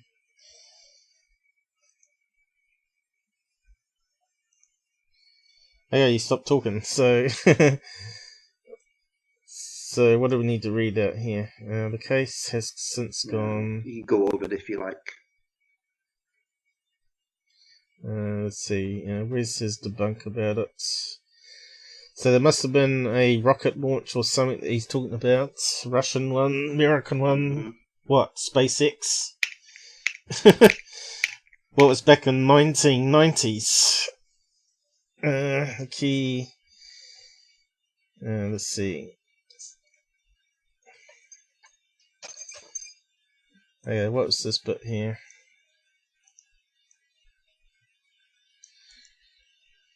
A lot of fine print there. Fernandez also notes that interviewing children has been the subject of numerous scientific papers and experiments, adaptations and creations of interview standard protocols, in psychology or criminology, to well avoid or minimize biases that occur when such interviews or questionnaires pollute the evidence. Cynthia Hind's interview methodology with children is very far from these standards. Cynthia Hind and an adult headmaster debrief and discuss other planets, space travel, etc., while children are in the room and hear everything. We're not being interviewed individually, but instead altogether. John Mack one was definitely individual though, wasn't it? So what's he mean by that? You know, because we just watched the video and he was definitely doing one by one. Was he that notes that the initially? children were not being interviewed individually, but instead all together. The child must be interviewed individually, again following proper procedure. Now, in the video recorded excerpts above, it is striking to see that children are interviewed in a line from 4 to 6. Sometimes other children are in the background and listen to another child being questioned. The adults talk to each other or debrief, while the children are still very close and present. Also, children hear what others say, including adults, and therefore are likely to influence each other. Even worse, a child who has seen very little or nothing sees his classmates' details, and that this is something that greatly interests adults, verbal and non-verbal rewards. This could encourage them to participate in the game. What video is he talking about, though? I don't see any video there. Do you know what? I think basically he's clutching at straws. He's trying every way he can to debunk the story, and it doesn't matter if he has to sink. And it's not even Philip Klaus. There's loads of snake's belly, basically. Yeah, it's not even Philip Klaus. It says Philip Klaus. No, it's not even Philip Klaus this time. It's debunking it. No, it's Robert Fernandez, whoever his name is. It's Robert Schaefer, but it's Robert Schaefer who's got these articles together. No, it's Fernandez, whoever that is. I don't know. Yeah. Mentioned or notice was also a session where the using children were invited work to debunk it. To draw on a board. This time around, and I don't remember seeing that bit where they're drawing on the board. Yes, we're not too sure how his interviews was carried out initially, right?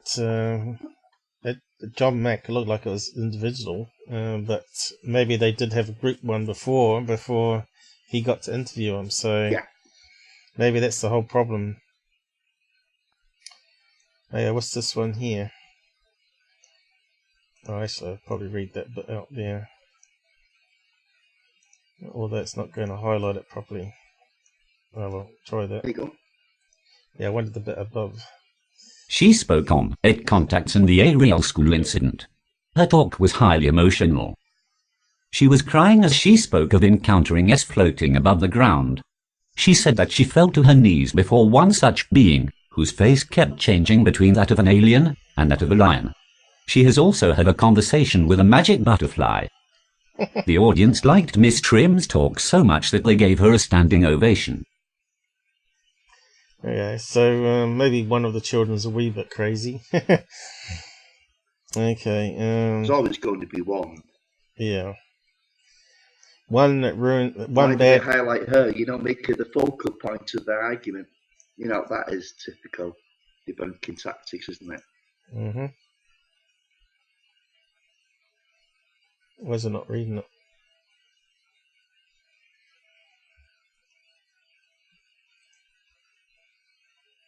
Fernandez notes that Miss Trim was only in 3rd grade at the time of the incident. Thus she was among the youngest in the school at that time, and she is never quoted by Cynthia Hind or John Mack. Okay, so she was the youngest one. So she was probably more influenced. Fernandez notes that Miss Trim was only in 3rd grade at the time of the incident. Thus she was among the youngest in the school at that time, and she is never quoted by Cynthia Hind or John Mack. I read it out twice in the end. Sadly, children will have attention. Wednesday, July the 20th, 2016, a new investigation of the 1994 Ariel school case. It's not very often that you allegedly have 62 witnesses to a supposed UFO landing, as described in UFO evidence. On the 14th of September, 1994, a UFO streaked across the sky over southern Africa. 2 days later, something landed in a school in Roa, Zimbabwe, with 3 or 4 things beside it, according to journalist Cynthia Hind. This was Silent Drake. It's almost like it was auto selecting it all. Maybe I found a way to read out the page easier. I was trying to read the comments. What's that one here saying?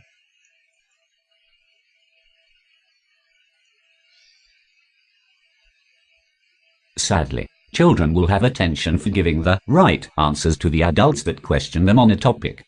They want to please the adult, and also enjoy the attention. Children lie quite a lot, I know from teaching preschool for over 20 years. It's sad that Emily Trim could possibly believe her story, simply because over the years she has had a lot of attention for her story. The more magical and in keeping with the hopes of UFO believers, the more attention. She may not be lying, Jay. Hey, what's going on? It's doing crazy stuff again. Something going crazy here. It's almost like you're being taken control of. The Men in Black again. Hey. So that's a non-believer poster there. What's that one? Well, you actually think something or other. Wow. You actually think that 62 children concocted a story like this, and not one person has come forward to say it didn't happen? A pilot saw it? Never mind thousands of military personnel all over the world. They held a press conference with astronauts, cops, admirals, etc. There has been video, radar, and multiple witness account for the gimbal video along with the Iran incident. Wake up, and how dare you say they made it up? Kids aren't capable of that kind of methodical lying. They were interviewed and grilled for days. Don't get UFO nuts mixed up with real ufology. You're talking over the readout. Yeah. So you're back with us. Can you hear us? Robert? Robert? What's he done? Robert! What's he doing? Come on. I don't know what he's up to.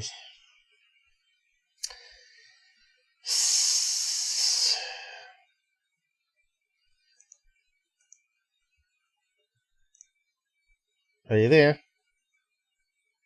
I think he's muted his mic. You muted your mic.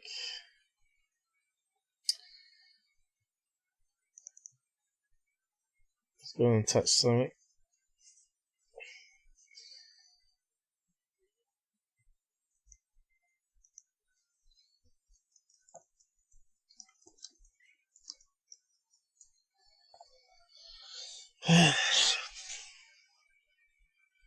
Yeah, we'll just carry on. Thank you a lot for the summarization, translation, essential parts. I've just got you back, Paul. Don't know what happened there. You're always causing problems, Robert. Yes, some crazy stuff been happening with the speaker taking control. Not too sure. Is the audio back again though? Yeah, audio's back. Yeah, can you just keep on talking? Yeah, talking. I think you're lower down in volume Testing. again. Anyway, testing. If people can't hear them, let us know down the side. Anyway, I think it's still working. This reminds me of the Mac Martin's preschool case. Never heard of that one.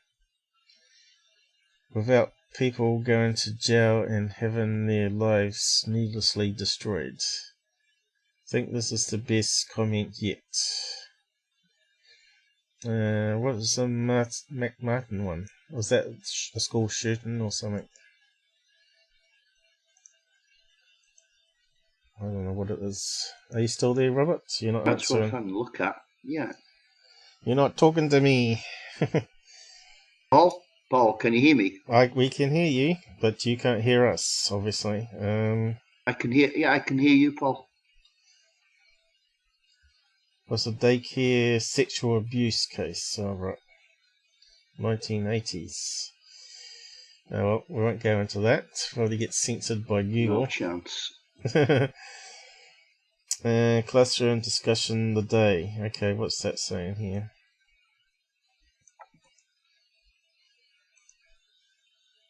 And we lost a Classroom discussion the day after the Ariel school UFO sighting. Teacher, yesterday we witnessed something extraordinary. We saw a UFO. Can anyone explain what we saw? Anyone, raise your hand. Yes, Johnny, what do you think it was?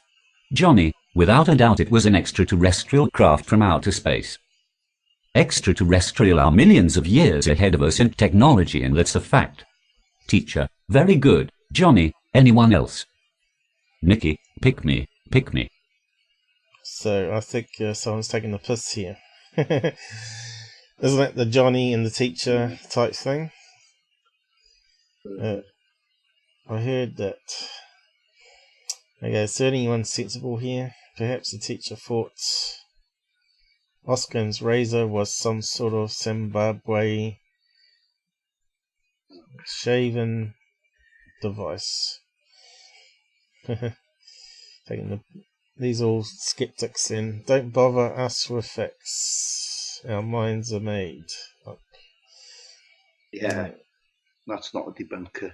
Yeah, don't bother me with the facts. My mind is made up. Well, we just looked at. It was one of Stanton's comments, wasn't it? Well, if the kids were making it up, there was certainly the body language and the eye movement didn't go against someone telling the truth. Yeah, so as I was saying, it's impossible really for children to keep a lie going that long. Skeptics are nasty. They can turn anything into a kind of manipulation. So it would be interesting to once again hear the children's accounts. Skeptics also point to events that never occurred to justify their position. They lie outright or pass along dubious information from other sources that never occurred. Well, I'm not too sure how it's related to this case, though. Absolutely. So one kid out of 62 was the youngest, and she had the most crazy story, so the whole thing's got to be wrong, right? Which is untrue. Well, this report from a skeptic and debunker summarizes me not. Yeah, skeptics will find anything to debunk. Well, not necessarily. Some things are debunkable. It depends. I think it's the difference between a truther and a debunker. A debunker will look for ways to bring it down, while a truther will look at it and the evidence will point into an answer, which is basically what I try and do. Right. That's what I try and do. You've got to have a skeptical eye. Yeah. Again, that's what I was trying to do on my live debunks, exactly that, and people can join in. And in psychology, once the interview has no more information to extract, it is a common practice in forensic investigation to ask the interviewees leading questions based on prior experience of an investigator. Nothing mysterious here, and I agree that it is a testimony of the adults that is telling. Why persist and face certain ridicule?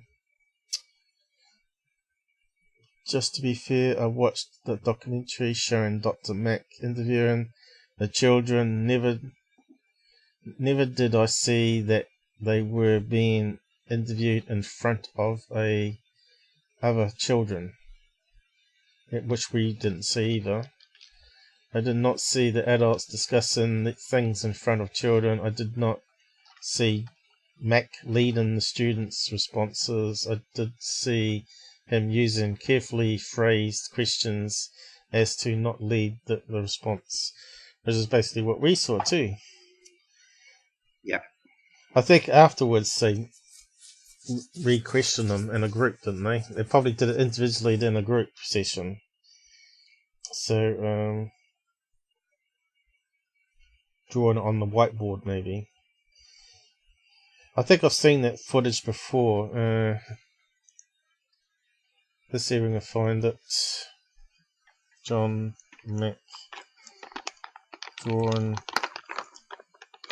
board. I haven't had anything to eat myself yet. So I'm going to need to get something to eat.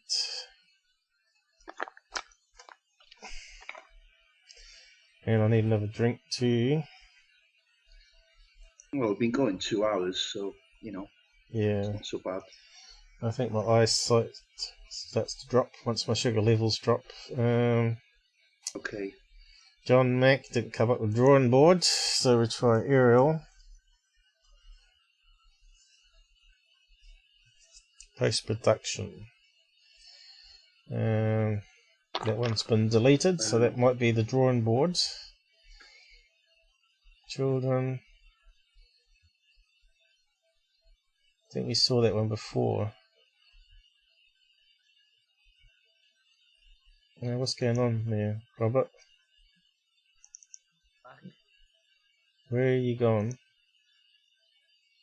Oh, Paul. Where are you going? You're going to have to disconnect and rejoin again. You back with us or not? He's a difficult person. Okay, have we got a school board here somewhere? Oh, can you hear me? You're way in the background. Your microphone's not working.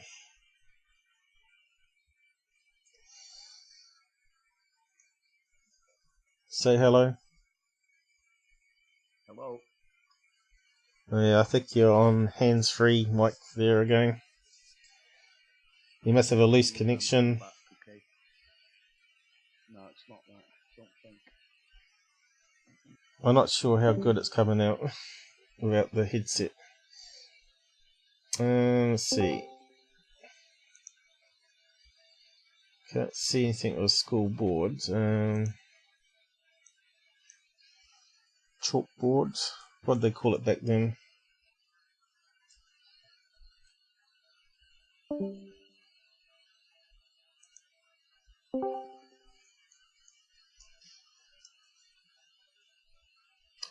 Hey, so are you there? Yeah, can you hear me, Paul? Yeah, I don't think it's working for your mic. Can you tap on the on your mic? Oh yeah, it is working.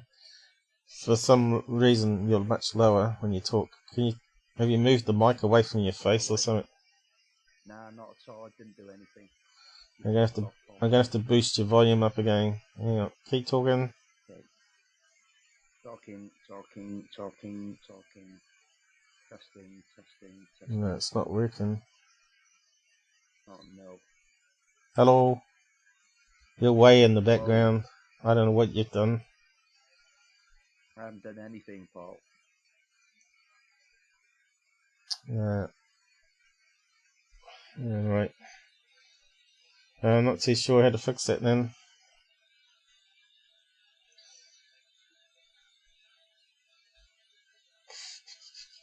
It's like your mic's... I'll get off now. I think it's your mic has done auto volume. That's what's happened. You always got that problem with the auto mic volume business. It's a pain in the bum. Yeah. Go into your settings and check for you. Check that at all maximum up the top here. Okay.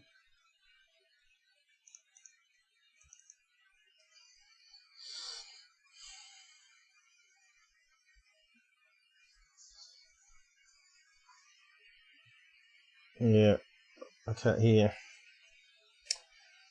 Hey, looks like we can't find that. Hello.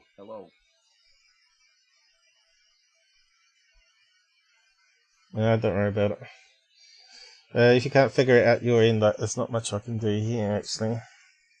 It was working good.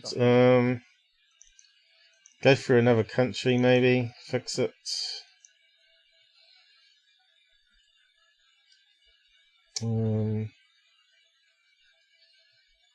What though? Is a good question.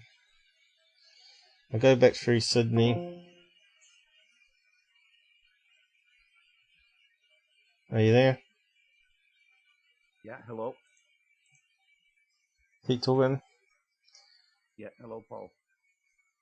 Way lower. Testing. No, yours is auto volumed again for some reason. It's got to be your Windows 10 that's fucked up. Oops, sorry. Windows 8.1 it is. Oh, your Windows needs a refresh or something because it's controlling the mic volume automatically for you. Anyway, we didn't find any videos of them drawing on the chalkboard.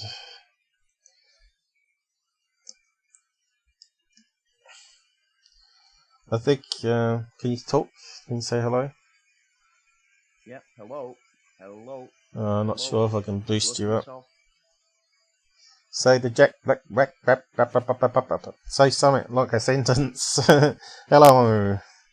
I'm from UK or something like that. Paul. Hello, Paul. I'm from the UK and you're from New Zealand. But can you hear me? I've got it on maximum volume here, so we can hear you now. Still low for me, is it? It's a wee bit low. Okay. It's the computer there. It's mucked around with the mic volume for some reason. I don't know if I can boost it on my side. Is this any better? No, not done anything. Don't worry about it. I've boosted it maximum here. Hopefully it's working, I think. Okay, so yes, that's the thing. When you take your headset off, it readjusted somehow.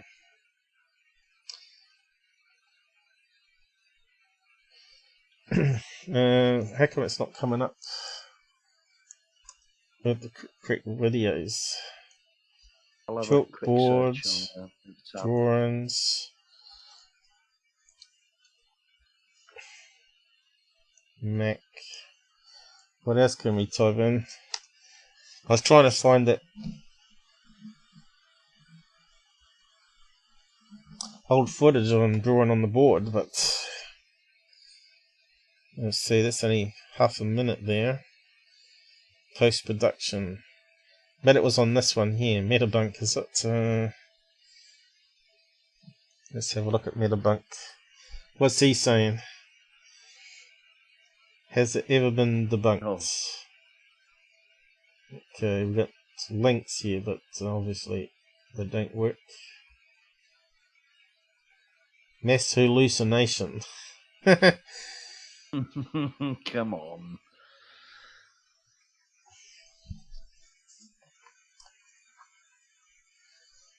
Okay, what else we got?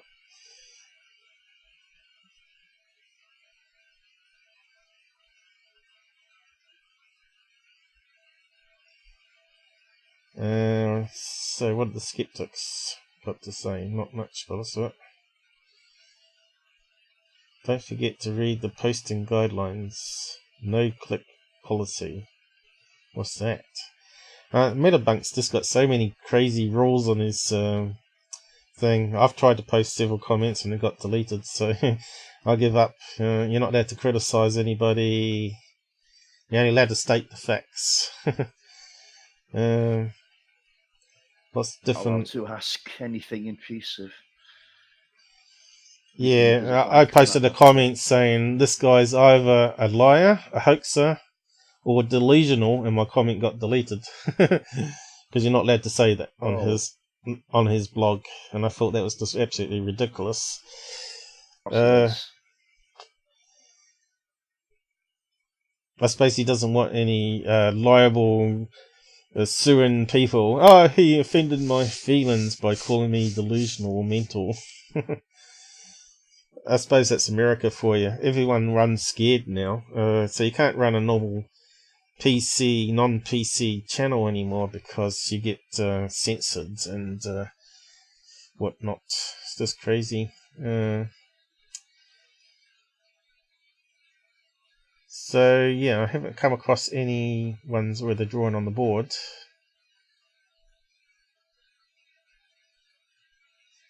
Looks like it's zoomed in too much for this page.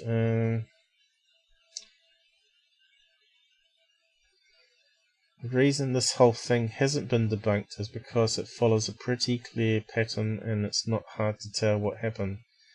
First, a few kids told the story that may even have been true but was not witnessed by adults.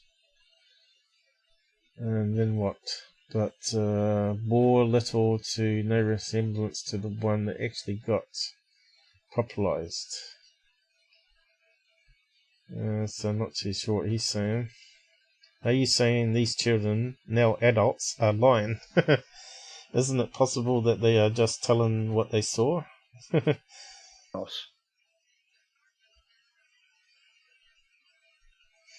But do you really know what they saw? Only by what they tell you.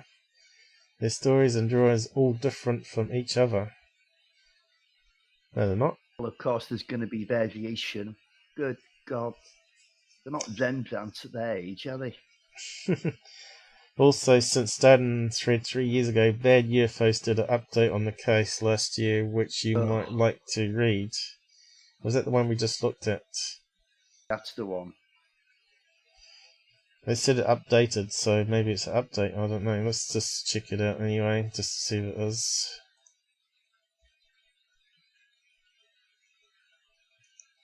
Is it the same one? I think it is. Yeah, that's the same one. Johnny was there, wasn't it? Yeah. Yeah, so it was the same article. Only a few of the children had given statements. What are they saying here? I've been following this case in a desultory fashion for years and wrote it up in 14 times when the flame-haired Emily Trim came out of the woodwork recently, as reported on the Bad UFOs.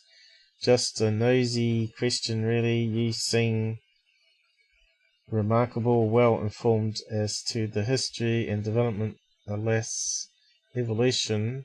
Where did you get all the detailed stuff? I should love to pour over it.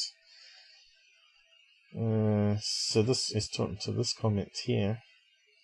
Drawn alone, she drew aliens with long hair and big ears, later changing to classical greys, hairless and roughly malforms, and drawn on a board with other children.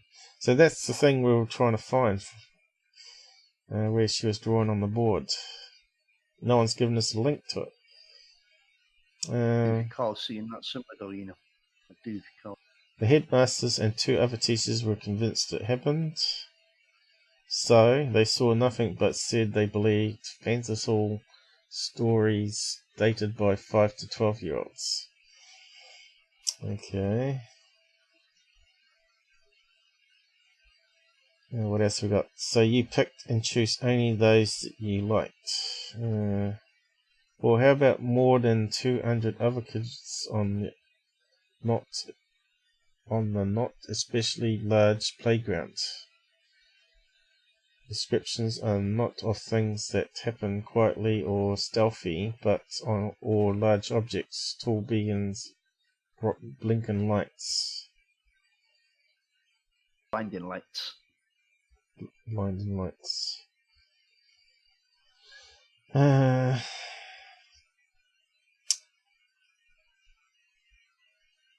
It's a bit tiring reading it all out though. It's possible that events happen just like the children now adults are saying.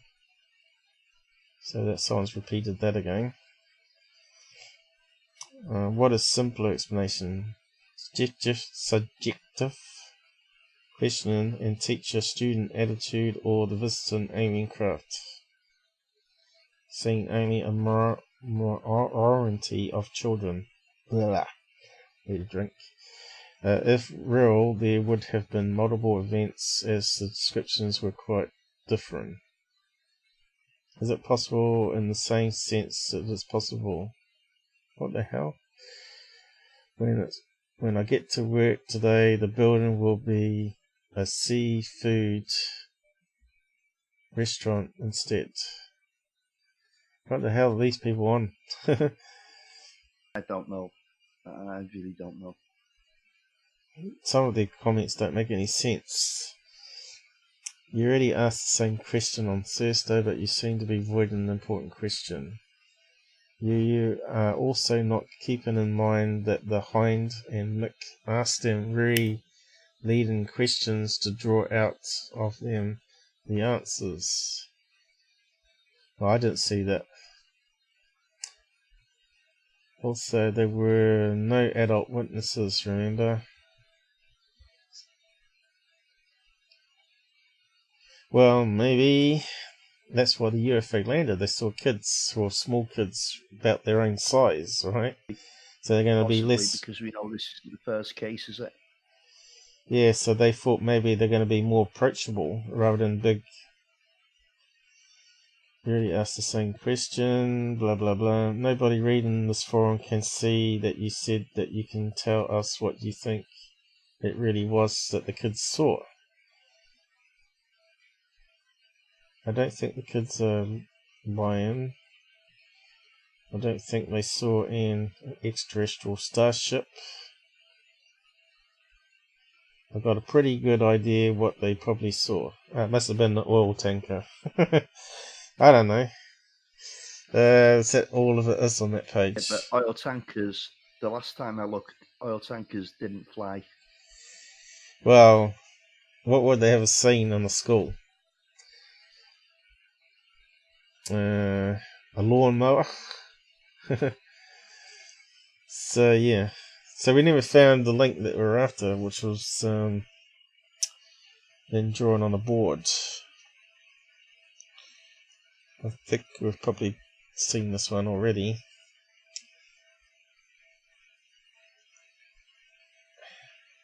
Just scale it down a bit. Okay, so what have we got on that?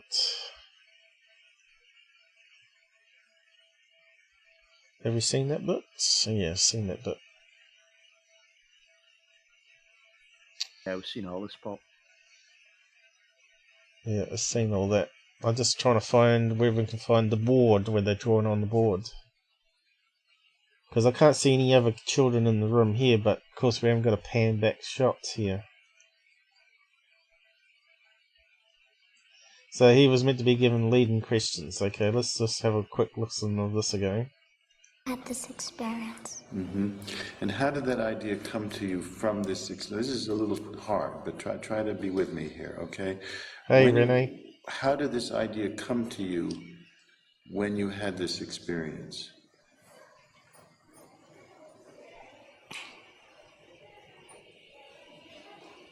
I just felt all that's Robert. Inside. You felt horrible. At what point did you feel that? When you saw the craft, or when you got home at night? Or when I got home. You had that horrible feeling when you got home? Yes. And say more about that horrible feeling, Lisa. What was it like? So was that leading questions there? I don't know.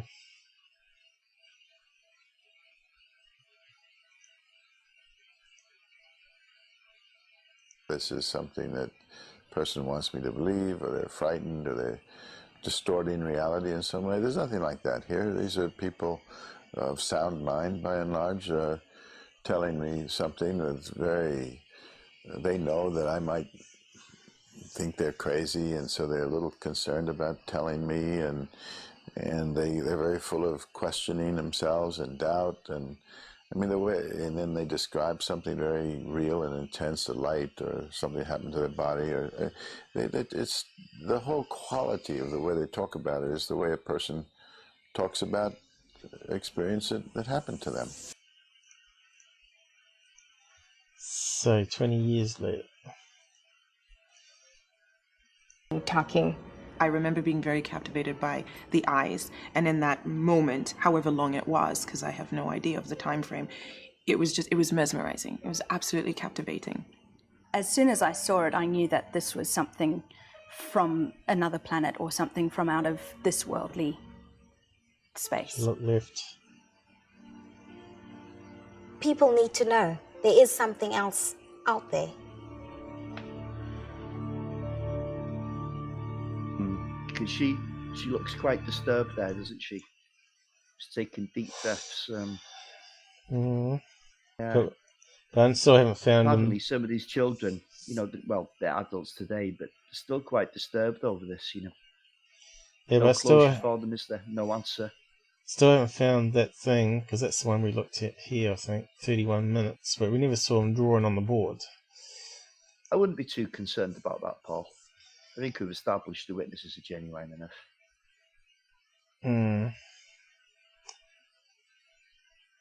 But you think you better find that piece of footage, though. I suppose it'll come out on James Fox's new movie, because he's doing that one. Oh, God. Is he? Yeah, he's doing this one. But he's left it a wee bit late because all the TTSA stuff come out, which would have made his movie not as interesting. That's probably why he's holding it back. It shouldn't take that long to edit a movie, should it? He's filmed everything he's going to do, apparently. So here's another one.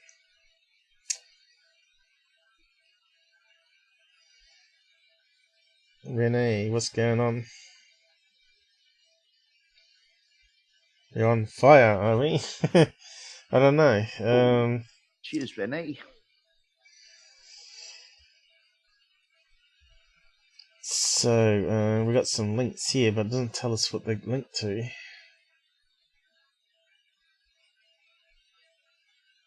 I agree that anecdotal evidence is all we have to go on. I was wondering if there was a legitimate psychological explanation for 62 children all deciding they had the same experience. Exactly, and you won't get a better psychologist than John Mack. He's as good as they come. Yeah, I deleted that part of the post because I recall that the photographic evidence was exposed as fraud. What are they talking about there? Not the best comparison to make.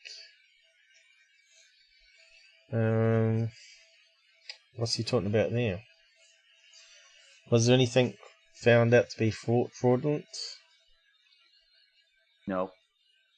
A bunch of these kids say they saw a UFO this one time. How are we supposed to analyse or investigate this 16-year-old after the fact? 16 years after the fact, yeah.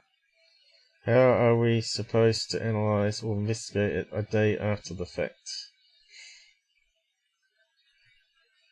Oh, I really don't know what that guy's talking about. Well, that's what we're trying to...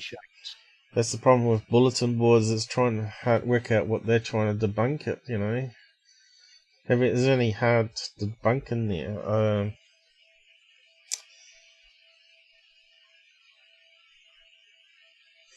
Some time ago, I had about 10 children telling me there were a UFO right in front of the yard.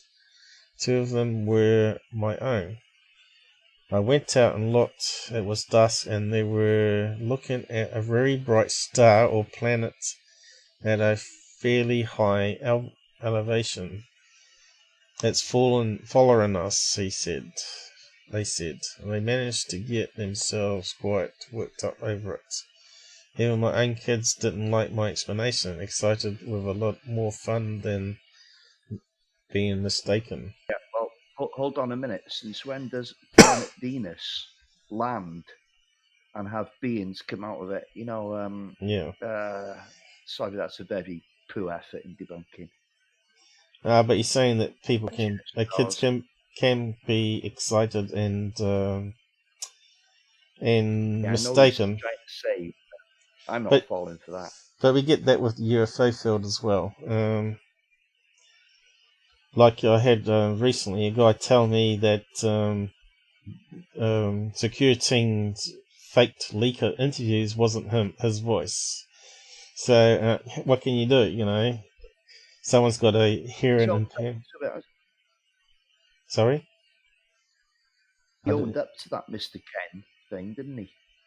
He owned up to Mr. Ken. That's what I told the guy in reply. I said, by the way, he's admitted to doing one of the 3 fake leaker voices. The other 2 he's not been challenged on. So what's this one here?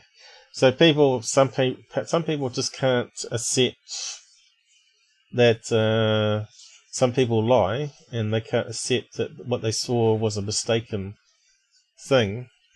And so you're going to always have those people in the UFO fields, unfortunately, until they got more critical thinking. But as these children get older, there would have been, surely one would have come clean by now, saying, oh yeah, I didn't see anything, I was just repeating what they were saying.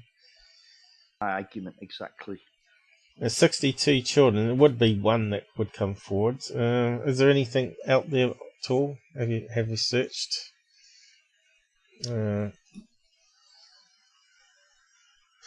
Remember that there was over 200 children, but only 62 were actually Ariel school UFO. Let's see if that brings up anything.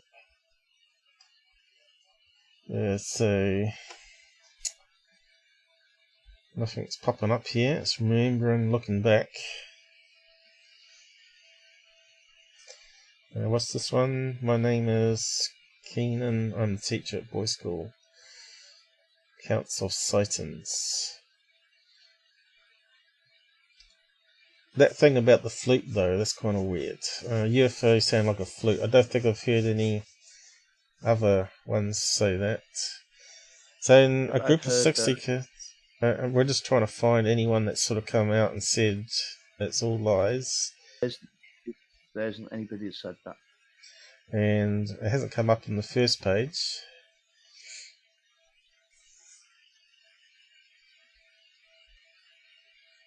Oh, here we go. One of the crew member. Let's have a read of that one.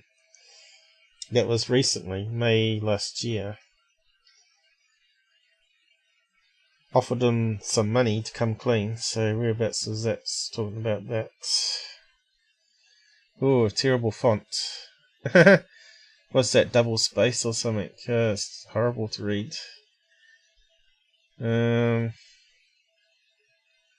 Where's the bit about the crewmen offering money? Whoa, it's a big page. Let's see, how do we search this?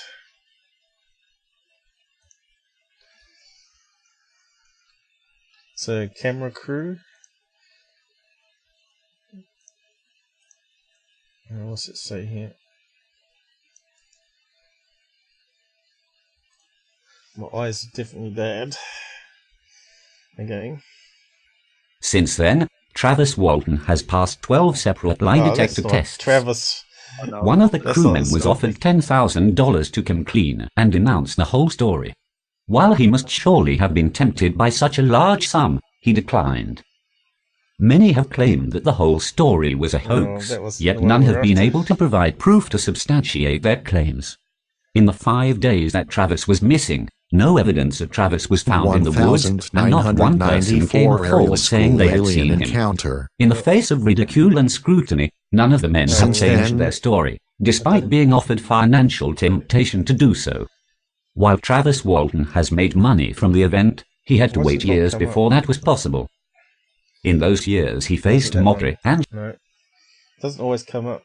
Crazy thing. Okay, so that was a misleading one. What else are we going to search on there? Just about covered that, Paul.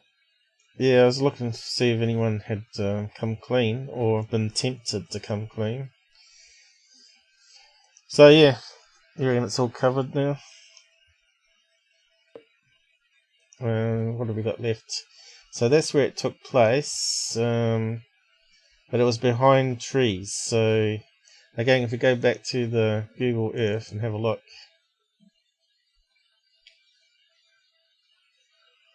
see if we can go back in time and see the 3 rows of trees. It was in between 2 rows of trees or something.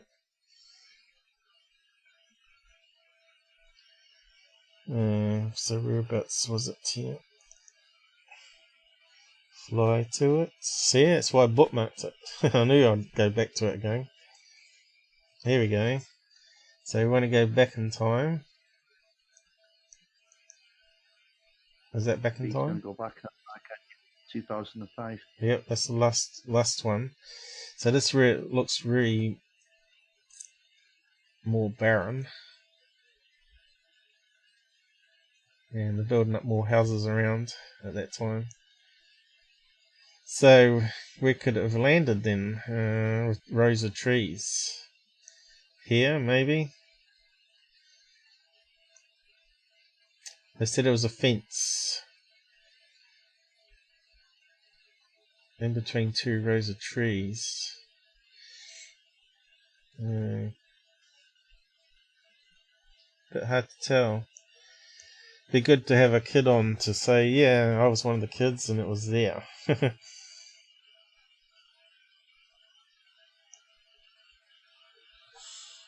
You'd think it would land there. It would be the ideal place. But there's no tree there. There's only a row here. Football thing there. I suppose these might be other school buildings this way.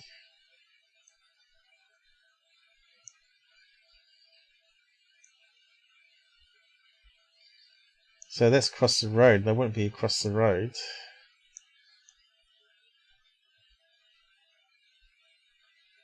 You'd think if it landed there, the teachers would see it. That there looks like the best spot for the trees anyway. Kids coming out, looking over the fence, looking this way.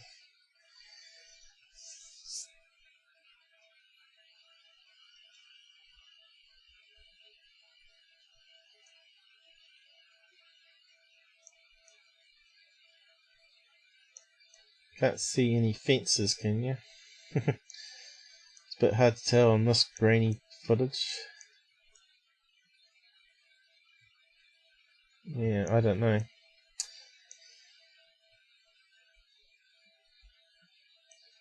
You'd think it'd be over here because it's less visible, right, from the school.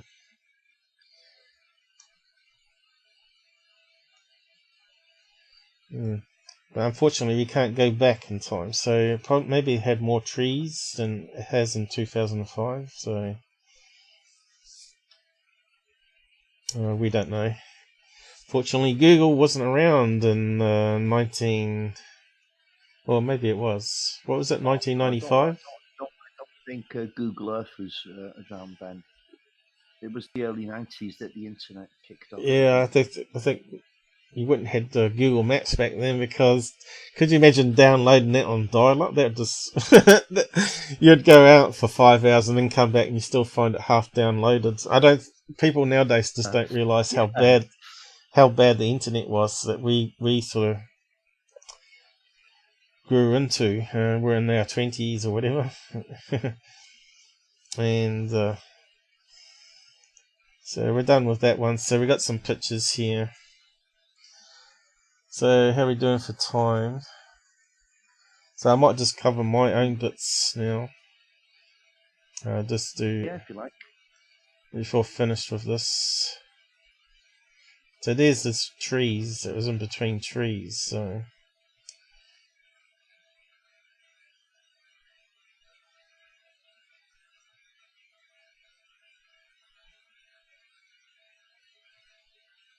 now what's that one there? Australian counters.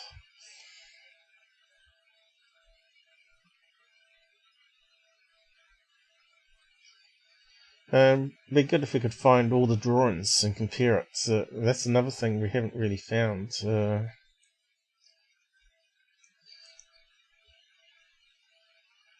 That's Broadhaven again. It's amazing how Broadhaven comes up with the Ariel School. John Mack. What's on that one? Let's have a quick look. Similar. We just want to find a page with all the kids' drawings on.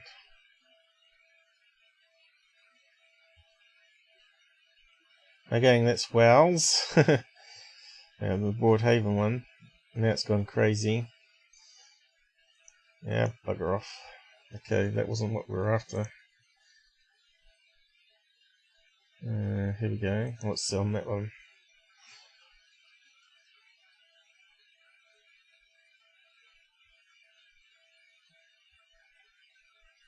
I thought you might have found a page with all the drawings on it somewhere. There was no one page, you know.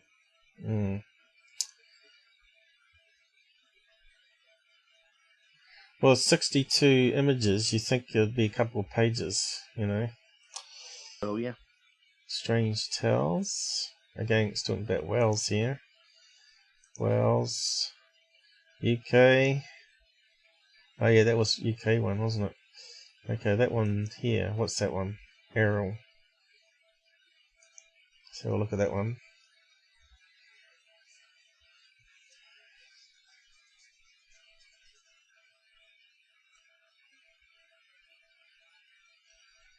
I know I've seen a video with all the drawings on, but that video's disappeared off the internet. Kind of strange. Why that would disappear. Well,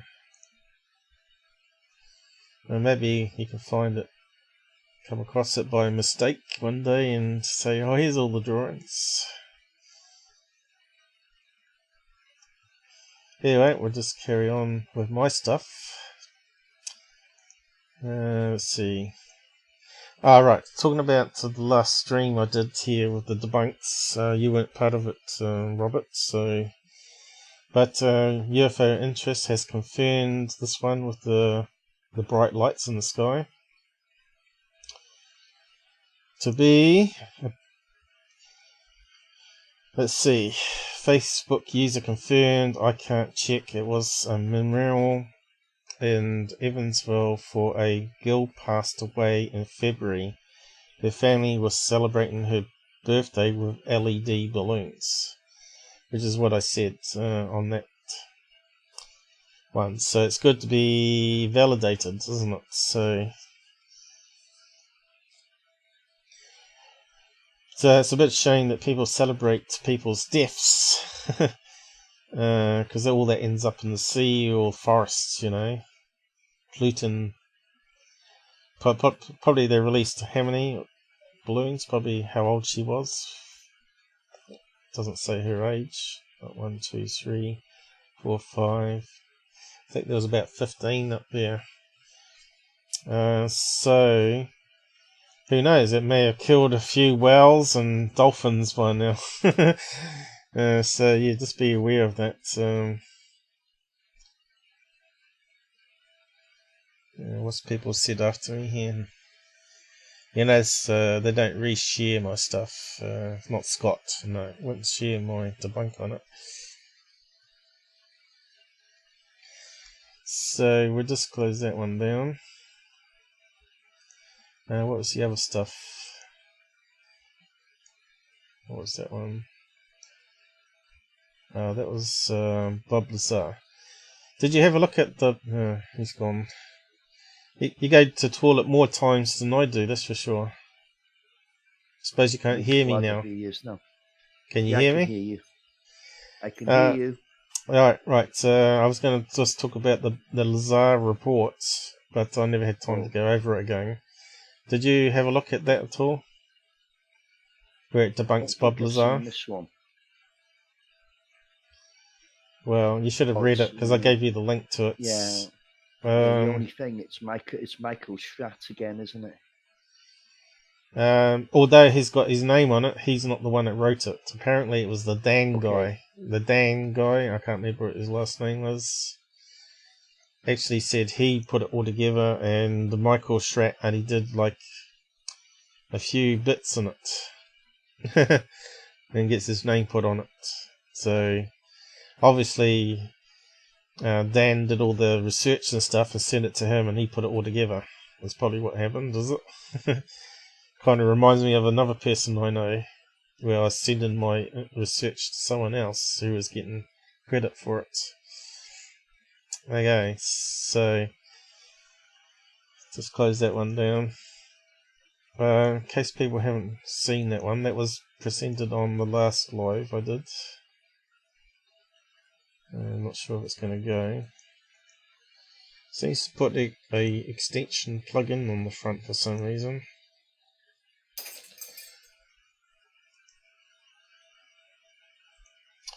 We're probably almost time to wrap up, actually. And of course, this guy here, the UFO Seekers guy, he's another one that's starting to annoy the hell out of me. He's got 250 followers. He shares his content with not only security but also third phase of the moon to try and boost up more views. And here he is, and his wife's trying to say no, it's not a balloon. And of course, you can see here, I've done a debunk here. You can see there's a tag here where they can anchor it by string. And you can see the tag is at the corner here on that particular location. And of course, there's a other view of the same letter X balloon. And of course, she's saying here, them flying, this was no balloon. It didn't even act like a balloon. So what they do is, of course, they put little weights at the bottom of the balloon so it just drifts along and keeps upright. Well, it stays upright in small winds. So yeah, the gullible are sucking up their BS, you know, X-shaped UFO. You know, this is just... they must know the BSing, surely, come on. Yeah. The alphabet balloon. That's what it is. Yeah, but he... You know, they're using clickbait titles here and putting up this garbage, right? And it makes me annoyed because no other debunker, other me, I'm the only one that's exposing them as frauds. So normally what you do is you put little drops, before you fill out with helium, you normally stick some water in the balloon, tip it upside down, put water in, enough to cool. Okay. Give it some weight at the bottom, so it's always going to be vertical, so the letter stays straight up. And then you just put the rest of the helium in, and then just tie a bit of string on here, and tie it together with the next letter or whatever, and just anchor it down with another lead weight or something, and it just floats around in the backyard. Obviously, they cut the string and let it float away at the end. But yeah. That's one of his videos, obviously, up on his channel. And when was it posted? I haven't got a date on that one. Looks like I cut it off just where the date would be. But it wasn't that long ago, because I already had debunked him a good 8 months beforehand. He just annoys me, the guy. He's tried to suck up to me, you know. He sucks up to all the debunkers and truthers, so he doesn't get picked on. Saying, oh, I'd love to come to New Zealand. So I didn't want to say anything nasty at the time, but you could think what I was thinking, piss off, you bullshitter. We don't want you in New Zealand. So even when you type in their name here, you can see they're all over the place. UFO Seekers and Wired, so he's getting lots of publicity, just the same as security. He's just another security. Aliens might be right underneath our noses. Let's have a look at that one.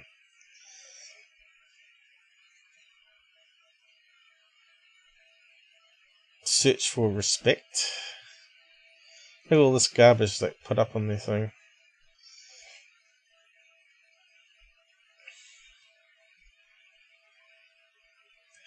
Are they talking about UFO Seekers, or are they talking about other UFO Seekers? It's not too clear, is it? Looks like they might be talking about other people there. TV series, UFO Seekers. I don't think I recall that one. Let's yeah, I've seen it. Who's in it, do you know? Tim Doyle and Tracy Sue, whoever they are. Oh, that is UFO Seekers. That is them, isn't it? That's his name, Tim Doyle. He's up on the movie database. Come on.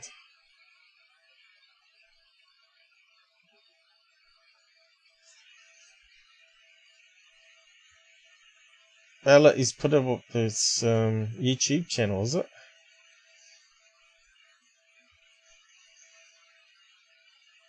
Can you do that? Season 3. Season 1. Eh? This is his YouTube channel. Maybe I should put myself up on the movie database and say, well, here's my 37 documentaries I've made. That's just self-promotion, that is. So it doesn't say who edited it. Know. It's not open source, is it? I don't know. I suppose you can create an account and share this page. More information. Doesn't say anywhere who edited it. I suppose anyone can do it then.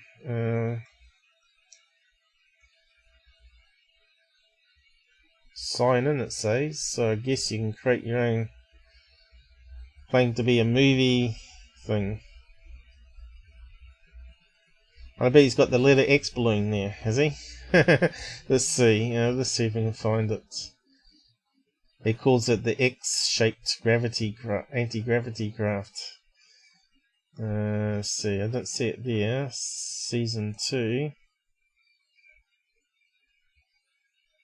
Looks all the same.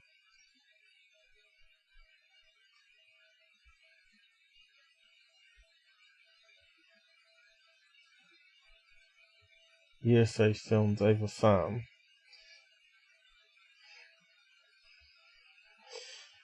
Which was a balloon again, I believe. Is that the one that exploded and let debris fly out, and it looked like it was releasing molten rock? Well, he hasn't put up the X balloon, so I'm not sure how he's numbered his stuff on his website there.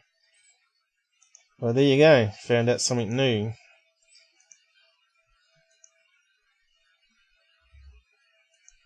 That's just shocking. That's why the security team hasn't done that. Facebook. It's funny how his YouTube thing hasn't come up. It's got a Patreon.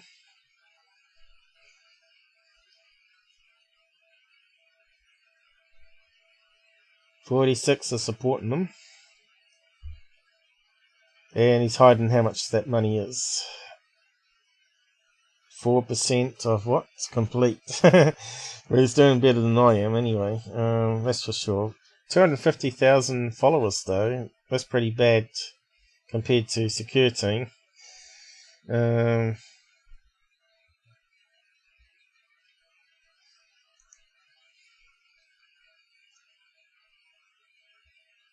is his YouTube channel? Hasn't even come up in the first search. YouTube. Yeah. Is that the one? Must be there. Tim Doyle. No, it's a playlist.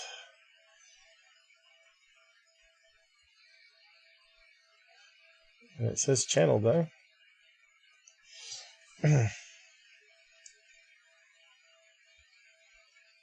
It's a bit hard to find them though through the searching. And he's got that music. So when was the letter X balloon? I'm just trying to find out the date.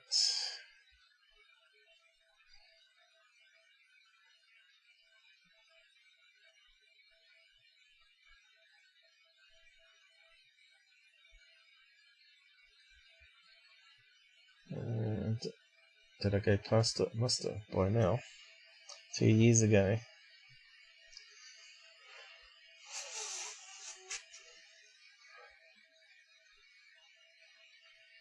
Here. X-shaped UFO over DARPA AF research. That was only 8 months ago. And yet I had debunked him way down here. In my debunked video where he put it up to start with. So he's only been doing it 2 years. Same time as me, and already he's been using big large channels to share his so-called UFOs, which are just mostly balloons from what I've seen. Nighttime ones, a bit hard to tell. Probably Janet, the Janet plane flying into the base, probably.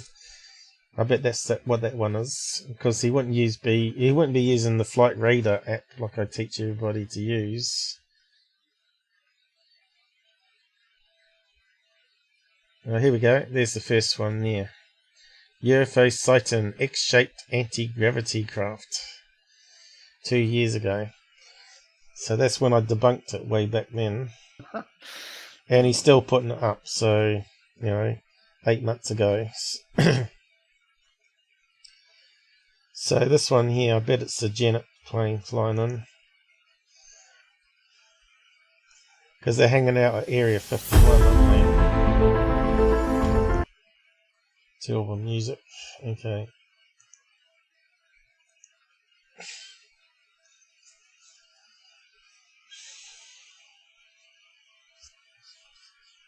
Okay, we're looking at that light there. So let's zoom in. So what's all this here? Blinking. You can see blinking light there. It's obviously a plane. See that? And it's coming down. Like an aircraft to me, yeah. You can see blinking lights on it. And it's gradually coming towards the ground. It's probably flying towards Area 51.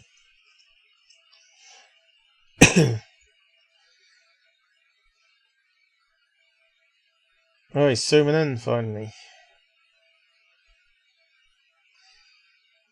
Definitely blinking. Definitely getting lower. Look at all the blinking lights on it. Going, landing. Oh, it's a UFO. So what they're saying on that one. Oh, what's happened there? A car coming down the road. Yeah, what happened there? That looked like 2 images then. Okay, Paul, I'm going to shoot off now. I can't hold the sound off any longer.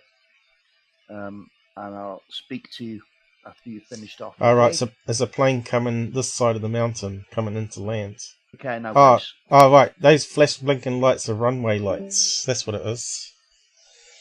There we go, we can see the strips of runway. Runway lights.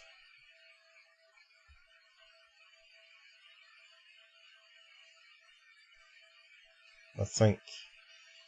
Crazy lighting though. Definitely looks like it's coming into land, whatever it is. Landing. Anyway, just pointless. The Mojave UFO, I reckon.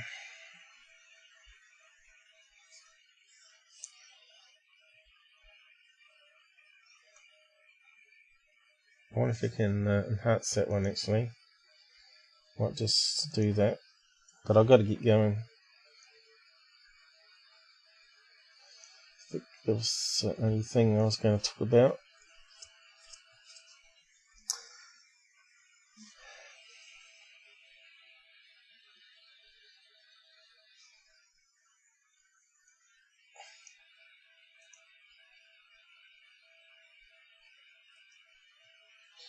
This is the problem with big UFO channels. They've got to find material all the time, else people lose interest in them. And so they put up anything, right? No analysis, no saying, oh look, plane finder, no plane there. But it doesn't mean that it's not a plane if it's not on plane finder, because if it's over Area 51, obviously it's not going to have, it might not have a call sign, government plane. Let's see.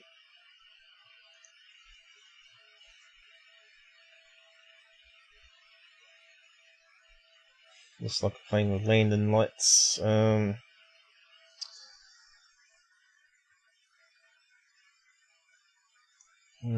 Robert's gone, so I might close that down.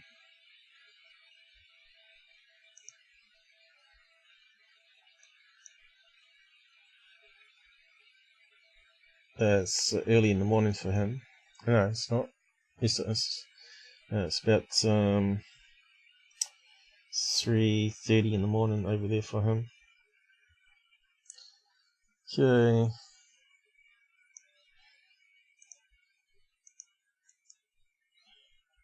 While looking at this one, I just want to plug it into paint.net.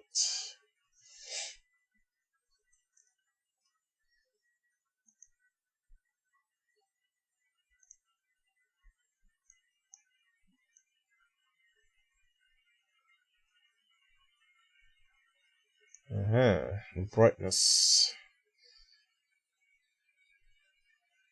What's that, shrubs? Oh, that could explain why it's blinking. Shrubs blowing in front of the lights. Landing lights coming down, plane. Looks like a plane there.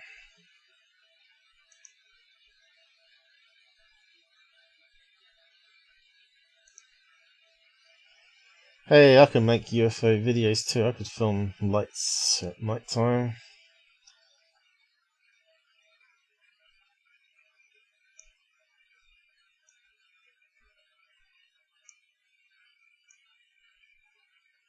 Yeah, there's something dark happening here. That the quality of the footage is not good enough to do much with it. Apart from lightening it, contrast.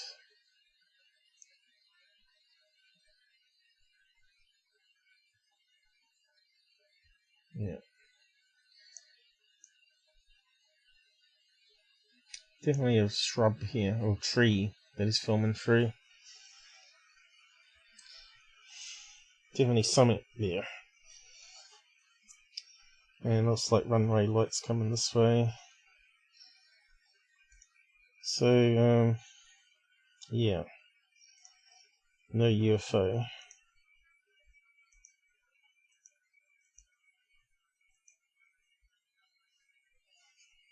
What's this? A train? Yep, a train. Yep. So no daytime footage of where they were filming then? What's that there? Train. What's that there? River? No daytime.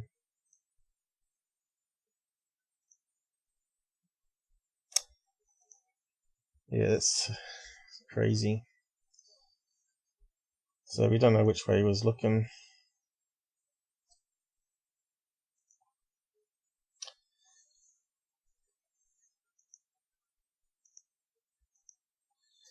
Hey, we just drive around aimlessly in the desert. Here we go. It's the same footage again.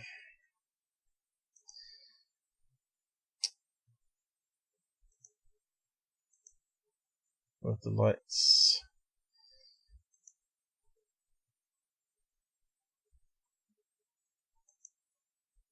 Yeah, waste of time. Didn't give us any idea where they were looking, because I didn't remember seeing that mountain range anywhere in their footage. No. Tricky Dicky. Anyway, I think we'll wrap it up there actually. Well, there's the mountains way over there, so I bet they're over there. And there's a tree. Looks very similar to what they were filming through. Anyway. Liar liars, pants on fire, close up. And the rest of it on space-time I'll cover next time, I think. I'll leave it there.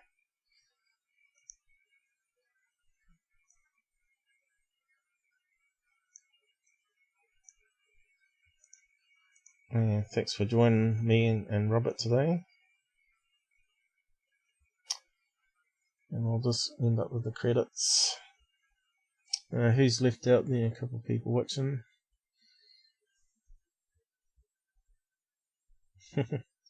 Okay. Time to go and eat. Thanks for watching. Please like and share, comment.